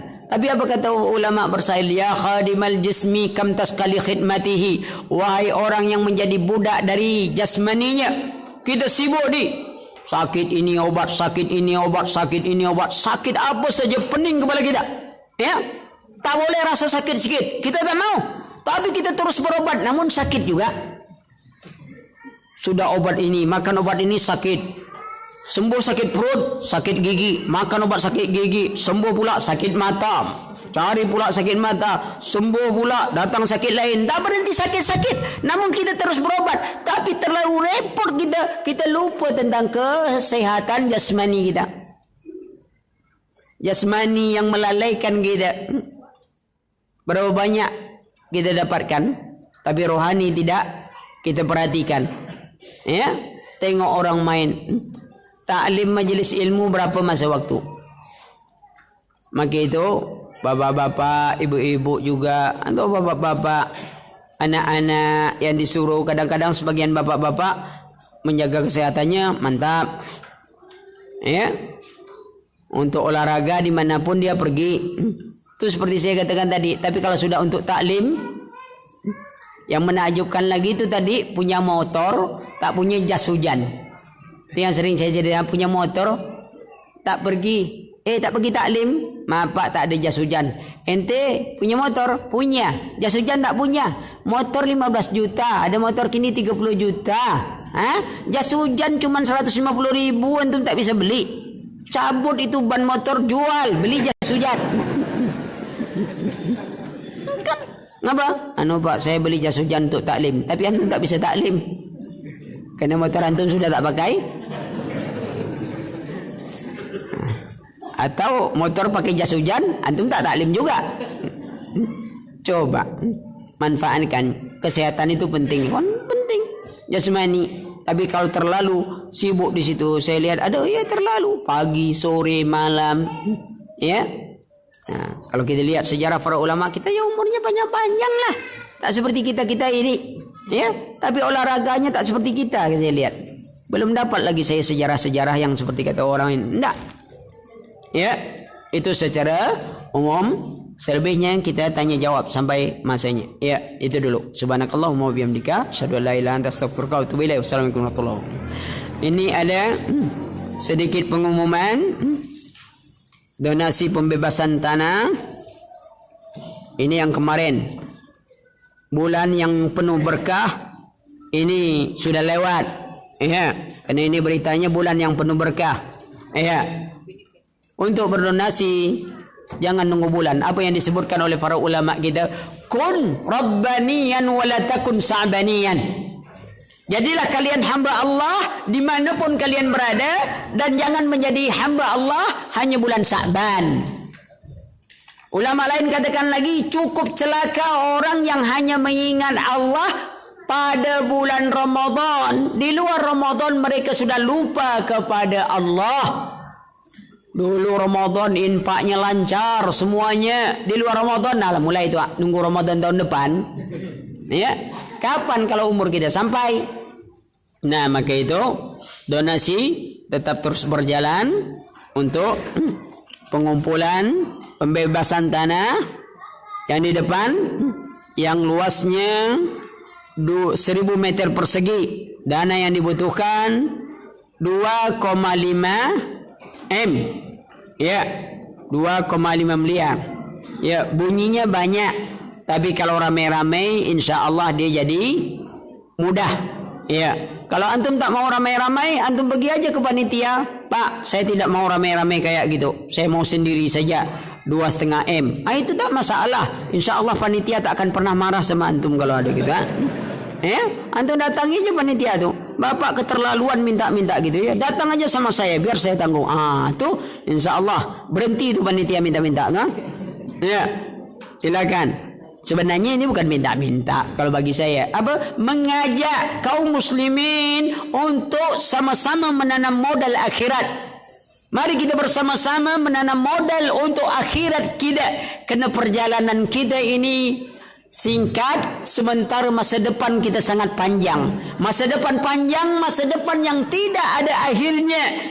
Apapun yang kita gunakan, apapun yang kita tempati, setelah kematian kita ini sesungguhnya dia sudah kita bangun selama kita di dunia. Siapa yang menjalankan harinya dengan keimanan, ketakwaan kepada Allah, berarti dia sedang membangun istana kebahagiaan di akhirat kelak. Siapa yang menjalani hidupnya dengan maksiat kepada Allah, berarti dia sedang membangun penjara penderitaan di akhirat kelak. Maka ketika Allah beri kesempatan untuk beramal, ikuti.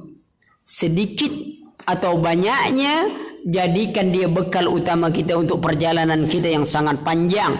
Ini perjalanan akhirat. Perjalanan dunia singkat. Paling lama di dunia ini sebatas usia.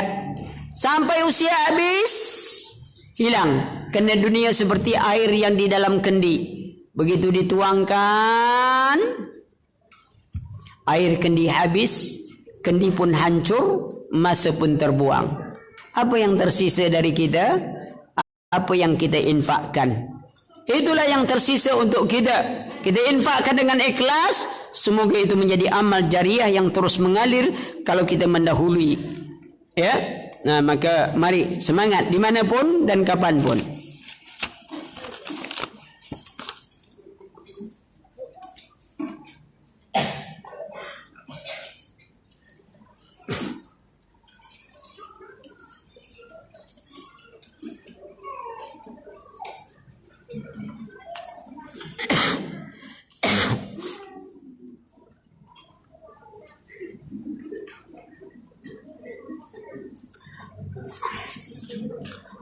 Apabila ada seorang ibu yang memiliki anak masih berumur 1 minggu, kemudian qadarullah anak tersebut meninggal dunia, apakah anak tersebut bisa menolong kedua orang tuanya di akhirat kelak? Ya, anak kecil yang meninggal ini ya sudah, dia sudah dapat jaminan di hadapan Allah Subhanahu wa ta'ala. Ya, kalau jangan dipikir lagi, kan dia masih umur segini, di akhirat tak ada lagi umur dia. Pokok anak kecil, anak kecil. Selain itu orang tua tak masuk surga. Orang tua tak masuk surga, karena di surga itu tak ada lagi yang tua. Ini jangan menangis pula orang tua kan. Dah. Ya. Jika seorang anak yang sudah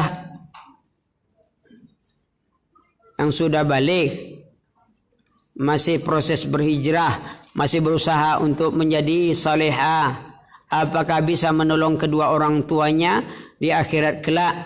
Jika seorang anak yang sudah balik, masih proses berhijrah, masih berusaha untuk ini kan masih semua ya. Iya. Semoga dia menjadi orang yang soleh dan solehah. Insya Allah anak yang soleh dan solehah ini, apakah dia akan dapat menolong orang tuanya di akhirat kelak? Di akhirat kelak, doakanlah oleh orang tuanya agar anaknya menjadi anak yang soleh. Kita juga sekarang masih berusaha untuk jadi orang soleh. Ya, semoga amalan kesolehan itu bisa meringankan kita. Al-mar'u la turfa'u darajatahum fil jannah. Innal mar'a la turfa'u darajatahum fil jannah. Sungguhnya orang tua tiba-tiba derajatnya diangkat Allah di hari akhirat, di surga, ya. Lalu dikatakan, bagaimana ini bisa terjadi? Karena anakmu telah banyak berdoa untukmu. Ya. Kemudian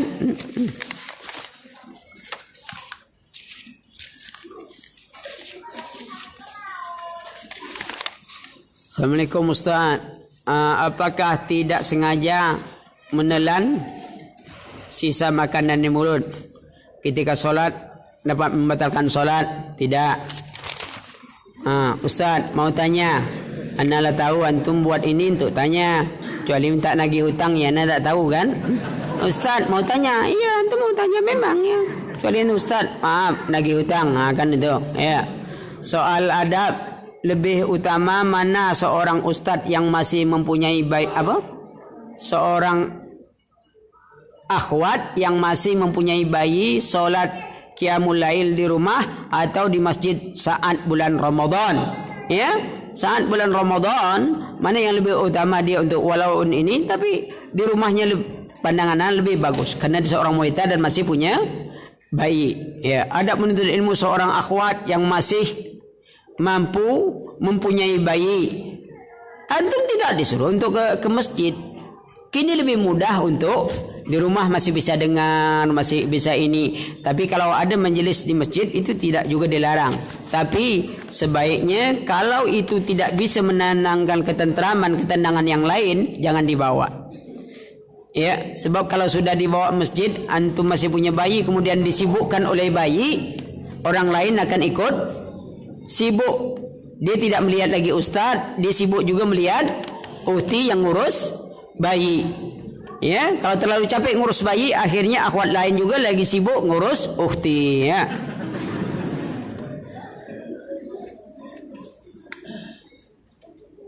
Jika kita pertama kali berhijrah, apa yang harus diperbaiki? Pertama kali diperbaiki niatnya. Betul tak niat hijrahnya? Kemudian pelajari akidah atau tauhid. Perbaiki akidah dan tauhid. Ya. Bolehkah kita bersedekah untuk orang tua kita meninggal? Tujuannya membayar hutang ortu kita, yang mungkin ortu kita dulu meninggal dalam kondisi berhutang. Ya, pertama kalau tahu dah antum dengan siapa dia berhutang. Kalau tahu dia berhutang, bayarkan hutangnya dengan orang itu. Jangan antum sedekah dulu. Kalau antum tahu ini orang tua saya dulu ada hutang nih sama sini si fulan, pergi bayarkan. Saya tahu dia punya hutang Ustaz, tapi orang tua, tapi itu tidak tapi orangnya lah tak tahu lagi di mana letaknya. Dia berimbah atas nama orang punya hutang. Ya, orang punya hutang. Adapun hutang, kalau orang sudah berniat untuk membayar tapi sampai apunnya tidak dibayar, ini insyaallah Allah akan menggantikannya. Tapi dia memang niat untuk bayar. Sebagian orang hutang itu niatnya untuk tak bayar. Pak, saya hutang. Ini ada usaha, saya minjam sama bapak. Antum harusnya tanya, antum minjam modal atau minjam untung? Kalau minjam modal, dia harus balik modal. Tidak Pak, saya perkirakan untungnya sekian. Kalau modal sudah selesai Pak. Ya, saya sudah punya modal, sudah saya ini nami gambaran untungnya sekian-sekian, ada 10 juta lah ini untungnya dalam sebulan, jadi saya minjam 10 juta Pak. Modalnya sudah dibayar, karena dia modal dia, tapi untungnya belum nampak kan? Dia ingin segera nampak, dia minjam sama kita, minjam untung. Begitu sebulan untungnya tak datang-datang, kita tak dibayar. Itu sudah balikkan modal baru balik Pak. Untung belum lagi Pak, kata dia. Nanggunglah sendiri. Ya, ini masalah hutang. Apabila dagangan kita dicuri lalu kita ikhlaskan, apakah kita berpahala? Insya Allah berpahala. Tapi jangan berharap dagangan dicuri ya. Atau kita harus menjaga barang dagangan supaya tidak dicuri. Ya. Namanya barang dagangan, antum dagangan apa? Kalau pergi sholat, antum tidak bawa dagangan dalam sholat. Tak boleh dagang di masjid. Ya, maka kan banyak cara ditutup kah, di apakah ini, kalau atau pasang alarmnya atau pasang kamera. Dan jangan CCTV, seluruh arah ada TV. Sebab kalau antum pasang CCTV, dia malingnya pas di tengah-tengah TV, tak di sisinya, tak masuk kamera dia. Ya. Karena ini kalau CCTV di CCTV aja dia masuk kamera. Kalau dia terang-terangan dia tak ada masuk kamera ya. Kita buat CCTV, orang maling juga. Ya. Enggak, tetap ada usaha, jangan was-was begitu. Ya. Ini lain banyak. Afwan Ustadz, bagaimana cara mengatasi syahwat yang besar? Di mana dalam hal ini saya sudah mencoba berpuasa Senin Kamis, Daud dan sebagainya. Saya juga belum ada istri. Ini masalah antum nih.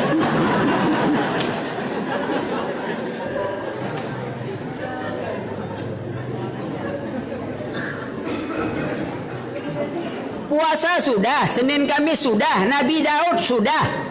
Apa yang belum? Punya istri. Itu yang masalahnya, ya. Cepat cari istri, tapi jangan banyak pilih. Kalau dapat wanita soleha, turunan baik-baik, ya anak orang kaya pun tak masalah. Ya, Dokter pun tak apa. Kalau dia ada mobil pun tak masalah. Karena itu siapanya banyak pilihan lah. Ya. Kalau dapat satu aja tak dapat. Ya. Perjuang ya Ki. Tapi kalau nak cari itu pun sesuai pula keadaan diri. Ini kadang-kadang ikhwan ni nak milih tak tanggung ustaz. Bisa carikan akhwat tak? Yang apa? Yang habis 30. Yang habis 30 juz. Ente? Juz 30 Pak. Gitu.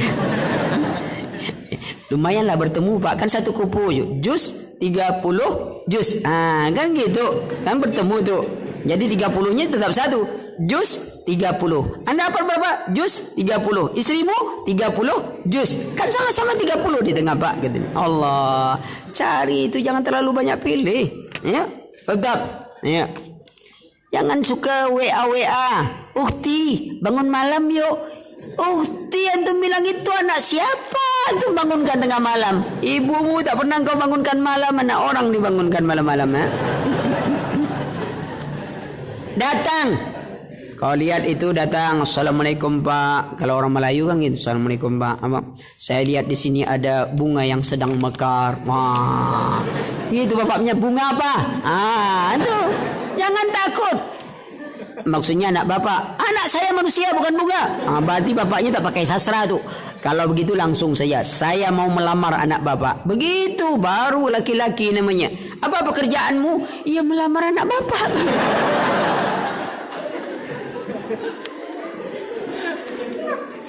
Kan dia nanya kerjaan kita. Kan itu dulu. Ya. Nih, saya mau bertanya. Apa juga itu tulis saya mau bertanya?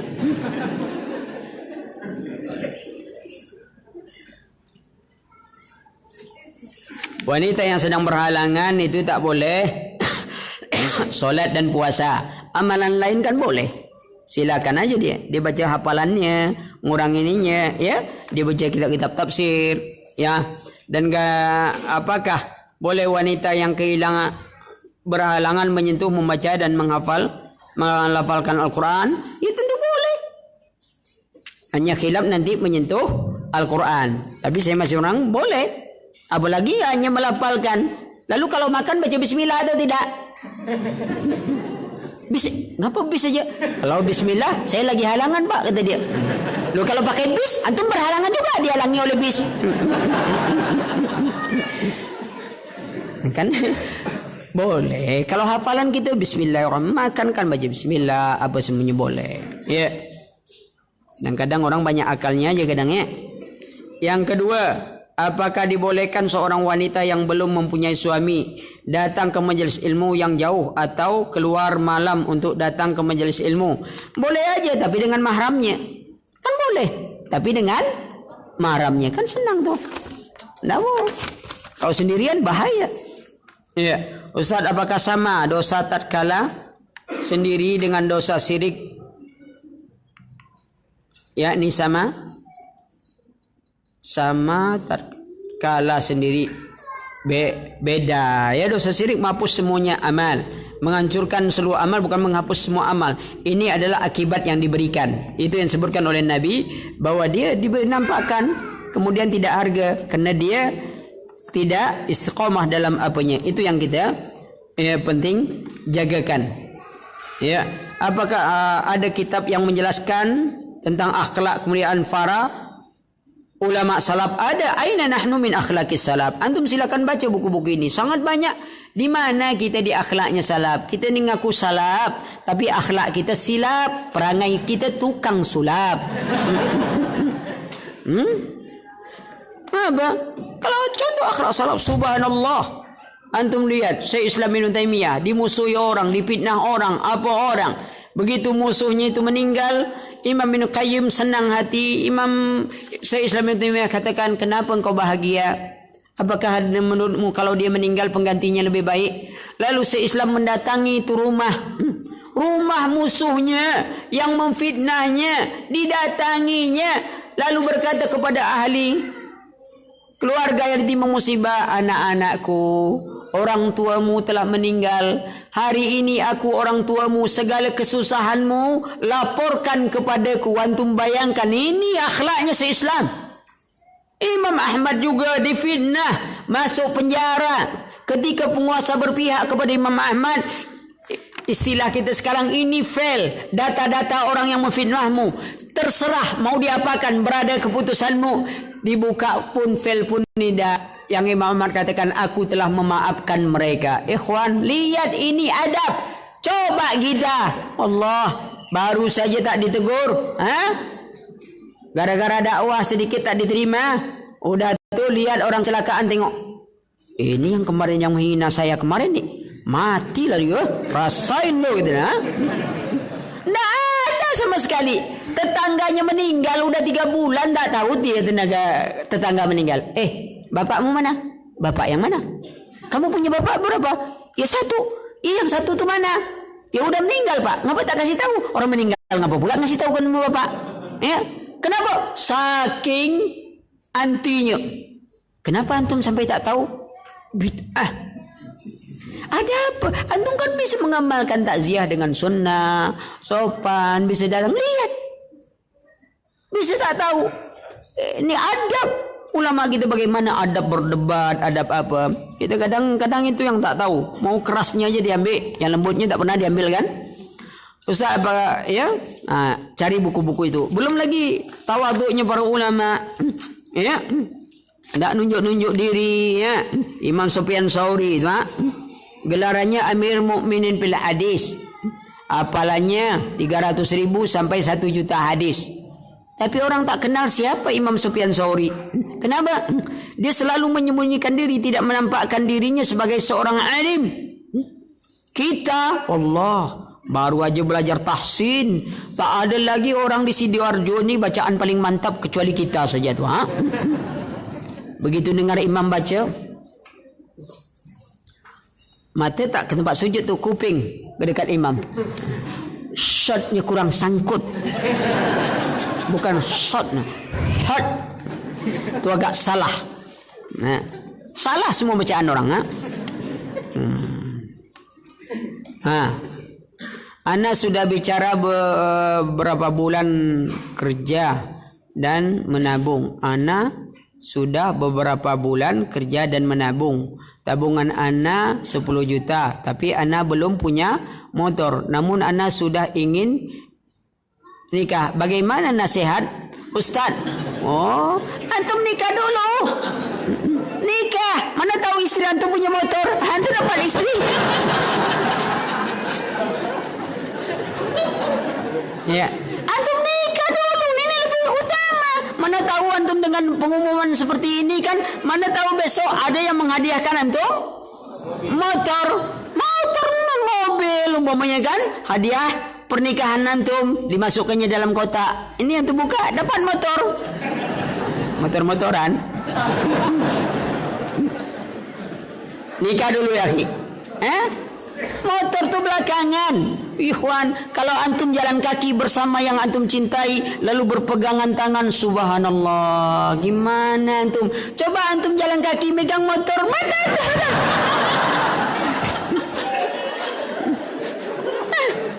Ana mau nikah biarlah motor dulu. Mana bisa antum? Aneh orang ngapa tuh berjalan?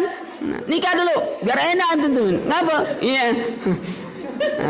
Kalau antum terbayang motor, pegang tangan istri dari belakang.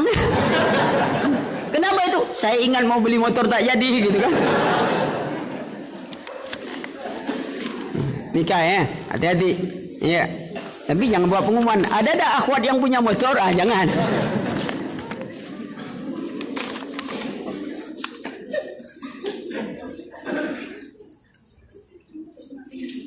Bagaimana nasihati orang tua yang keluarga yang masih melakukan bid'ah dan amalan lain? Sabar ikhwan. Dakwah itu sabar. Jangan simsalabin. Kadang-kadang dengan akhlak dan adab itu akan lebih besar pengaruhnya. Sabar. Kita ini suka tak sabar. Mau sekali kasih tahu orang, sudah 3 kali saya ngomong ya, mulai saat ini jangan pijak rumah saya. Ada apa? Sabar kita. Nabi saja akhlaknya dipuji Allah, namun banyak yang menolaknya. Maka kita butuh kesabaran. Apakah memberikan makanan kepada orang miskin tapi niatnya untuk mengirim makanan tersebut kepada orang yang sudah wafat? Memunjumkan, apakah ini termasuk kesyirikan? Ini tidak yang maksudnya kalau antum ingin infak fakir miskin, infak saja. Ya, ingat apapun yang diamalkan oleh anak dari amalan soleh, diniatkan tidak diniatkan untuk orang tua, insya Allah orang tua kita tetap dapat tuh. Tapi boleh tak berinfak atas nama orang tua? Boleh. Ini sayang, ini ada pembebasan tanah, umpamanya nak. Saya atas nama ayah saya, sedekahnya 30 juta. Ya, sudah. Pahalanya tak urusan kita yang antar. Sebab ada malaikat yang punya urusan. Amalan diterima tak terima juga Allah, dan tak ada laporan pada kita. Yang paling penting kita sudah kasih tahu bahwa kita berinfak atas nama orang tua. Kita berharap amalan kita diterima oleh Allah. Aman sebenarnya sudah. Ya, itu.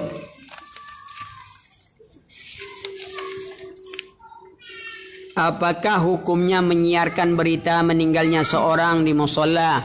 Sebagian katakan kalau hanya sekedar ingin pemberitahuan, bukan mengajak-ngajak seperti itu, tapi tidak terlalu besar umum ini, ya itu bolehkan, atau di tempat yang lain. Sebagian orang kadang-kadang cari jalan di kampung, ya, ada kode-kode tersendiri, ya, ada yang seperti itu. Tapi kalau dapat dihindari, jangan sampai menjadi cara mengajak orang untuk sholat, ayo ini. Nah, itu yang terlarang jadinya timbulnya. Apakah termasuk berilmu tapi tidak memiliki adab ketika beberapa ustadz salaf ketika menjadi pembimbing umrah, mereka tidak mau berbaur, tidak ramah kepada jemaah yang masih belum kenal sunnah, padahal ia kesempatan bagi mereka untuk berdakwah tentang sunnah. Perlu didudukkan soal bimbing-membimbing. Ya. Kenapa nak pergi baru minta bimbing? Kenapa sebelum pergi itu dibimbing dulu? Supaya nanti pergi tak susah kita. Ustaz tu badan satu nak dibimbing 300 orang. Yang satu bawa ke kiri, satu bawa ke kanan, yang satu nolak dari belakang. Ya, ini yang juga jadi masalah. Kadang-kadang bimbingan itu, ya. Maka itu kalau saya pribadi tak suka jadi pembimbing. Pergi-pergi aja sana. Namun kita tetap berikan tuntunan kepada saudara-saudara kita yang tak tahu. Yang kedua, risiko jadi pembimbing macam-macam. Kadang-kadang pembimbing itu tak dapat apa-apa, Bu. Tak dapat apa-apa, ikhwan. Cuma dapat kena marah jemaah, kena ini jemaah, ini uang tak dapat kadang-kadang sama sekali. Capek dapat, apa dapat, tanggung jawab banyak. Ya, ini risiko. Ya, nah itu sampai sekarang saya tak pernah mau jadi pembimbing lagi, sebab sudah pengalaman untuk jadi pembimbing seperti itu, tak punya adab, tak punya ni. Padahal yang satu narik ke sini, satu narik ke sini, akhirnya kita lari sini, ini narik sini. Jalan kita cintang perenang aja buat, Ya. Kadang satu minta yang ini, satu minta yang itu, ya. Ya. Tapi tetap bagi kita sudah dijadikan pembimbing, berbaur. Tanya yang perlu bimbingan, ya. Nih, lagi pula juga yang dibimbing, jangan dianggap ustaz itu kuli, ya. Mentang-mentang ustaz disebut bimbing, ustaz, sini, bawa bimbing ini. Itu bukan itu. Ya, ustaz menolong agama Allah di zaman sekarang ini contohnya seperti apa, khususnya untuk wanita, infak sedekah untuk menegakkan agama Allah. Itu ada bangunan banyak infak sedekah. Ya wanita banyak-banyak bersedekah. Penghuni neraka paling banyak itu perempuan. Salah satu menolong agama Allah itu menolong dakwah dan menolong ini. Ini salahnya. Itu salah satu juga. Sebenarnya saya tak suka nyebut salah satu. Sebab berarti salah juga gitu ya. Ya. Yang benar satu. Ya. Itu bahasa kita aja. Ustaz, kalau kita bangun saat sudah suruh, misalnya suruh 5.30. Kita bangun jam 5 ini, apakah langsung solat subuh atau menunggu 15 menit setelah suruh? Ya. Nunggu antum bangun, tengok suruh. Orang suruh solat ada orang? Solat kan? Tunggu sih. Udah, yang dahulukan solat subuhnya. Ya. Atau matahari sedang naik. Kalau matahari itu sedang nak muncul itu dulu, tentu ditunggu dulu sebentar, sedikit, dan antum kerjakan. Kan bisa aja antum berwudu, bersih-bersih dulu, kan banyak waktu, ya. Ya. Nih, cuman antum sampai terbangun sampai suruh itu kan ditanya orang juga. Ustaz, menolong agama Allah ini mencontoh seperti Ustaz. Oh ini yang tadi. Ini sama aja tulisannya. Tulisannya berbeda, pertanyaannya sama. Ya. Ya itu seperti apa?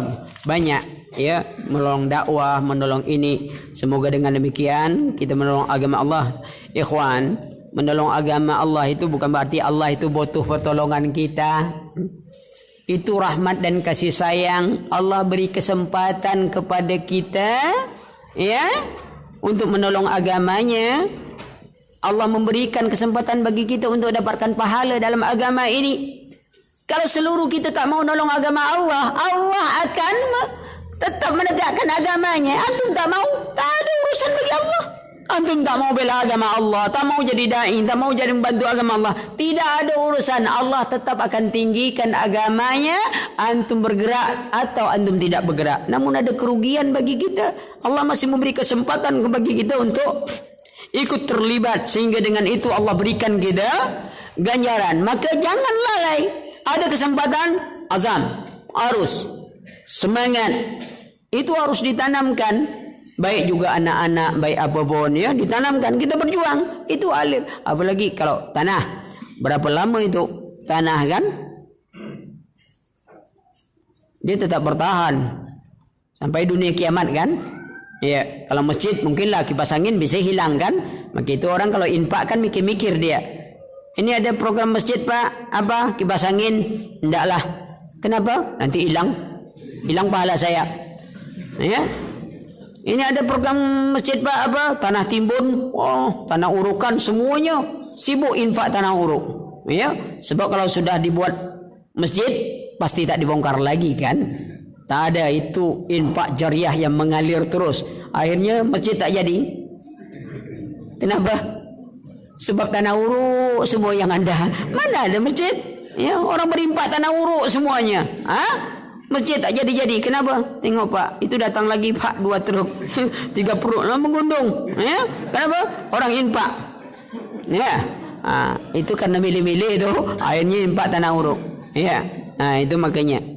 Ini kesempatan kita untuk beramal dan kita berharap agar Allah Subhanahu wa taala melapangkan rezeki kita, memudahkan kita infak di jalan Allah, memudahkan kita untuk mendapatkan pahala-pahala jariah selagi Allah memberikan kesempatan kepada kita untuk beramal. Tadi kembali saya ulangi, jangan kita menunda. Kita beramal, infak, jangan nunggu lebaran ya. Ini nunggu lebaran haji, nunggu lebaran ini enggak. Kita tetap berikan, tidak banyak itu, sedikit. Masih ada juga. Sudah enggak habis. Jam mana yang betul? Pasal jam orang ni bolak-balik. Di depan ada, di belakang nengok. Oh masih. Sini jam berapa solat? Setengah 12. Masih lama lagi. Apakah boleh belajar? Apakah boleh belajar bela diri? Bela diri dengan belajar. Kalau diri antum diganggu, langsung bela aja diri antum. Ya, tak usah belajar lagi. Siapa ganggu antum, bela. Kenapa? Saya bela diri saya. Ya, boleh aja. Kalau tidak ada, macam-macam. Kadang-kadang sebagian bela diri ini kan ada baca-bacaan pula tuh. Kalau untuk gini bacanya begini, ini baca begini, ini Nurullah, nur begini, macam-macam segala nur. Innahu min Sulaiman, kata dia kan. Nah itu lah baca-bacaannya. Lain, itu jangan. Tapi kalau sifatnya ketangkasan, ini itu boleh. Tapi harus lihat batas waktu juga. Kadang-kadang kita ni, belajarnya tak tentu waktu. Ya. Yang dimana ada unsur memukul kepala, dan apakah boleh jika menggunakan pelindung? Antum kan bisa belajar bela diri tak pakai pukul kepala. Maaf Pak, saya tak ikut kepala. Kenapa? Saya kalau belum tentu dipukul kepala saya oleh orang Pak. Kenapa kepala saya dipasang-pasang terus? Ya kan? Gitu. Tak usah. Bab itu merugikan diri sendiri. Merugikan diri sendiri. Ya, afwan, ana diajak orang main sepak bola. Teman, ana kan tak hobi. Jangankan nak ngejar bola, lari aja susah, Bang. Hah? Nah, tapi jadi kiper baru mantap. Begitu bola datang ana minggir. Silakan tendang. Diajak main takraw, kalau di pondok ngajak Pak takraw. Kalau dekat kaki ana tendang, dekat kepala ana tangkap. Kok ditangkap? Kepala ana ni bukan untuk nanduk bola. Ana mau belajar, ana bilang. Ndak ini. Ini ditinju-tinju pula kepala antum, Memangnya besok kepala antum ni, ya. Tapi usahakan jangan sampai ya kerugian diri kita. Jangan berlebihan lah, ya. Dia boleh, ya. Boleh kita bela diri, banyak kawan-kawan yang ikut juga. Bela diri, macam-macam jenisnya. Saya tak tahulah, tak hafal saya macam-macam ya.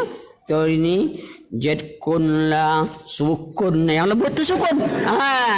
Ada jetkun, ada sukun, ada pikun, macam-macam. Anak takut antum kepala antum jadi kena pikun. Ya, bisakah anak yang solehah membawa orang tuanya ke surga yang meninggal dalam keadaan kafir? Ya, yang kafir tak bisa dibawa ke surga lah. Surga itu bukan punya dia, bisa bawa bapaknya ke sana.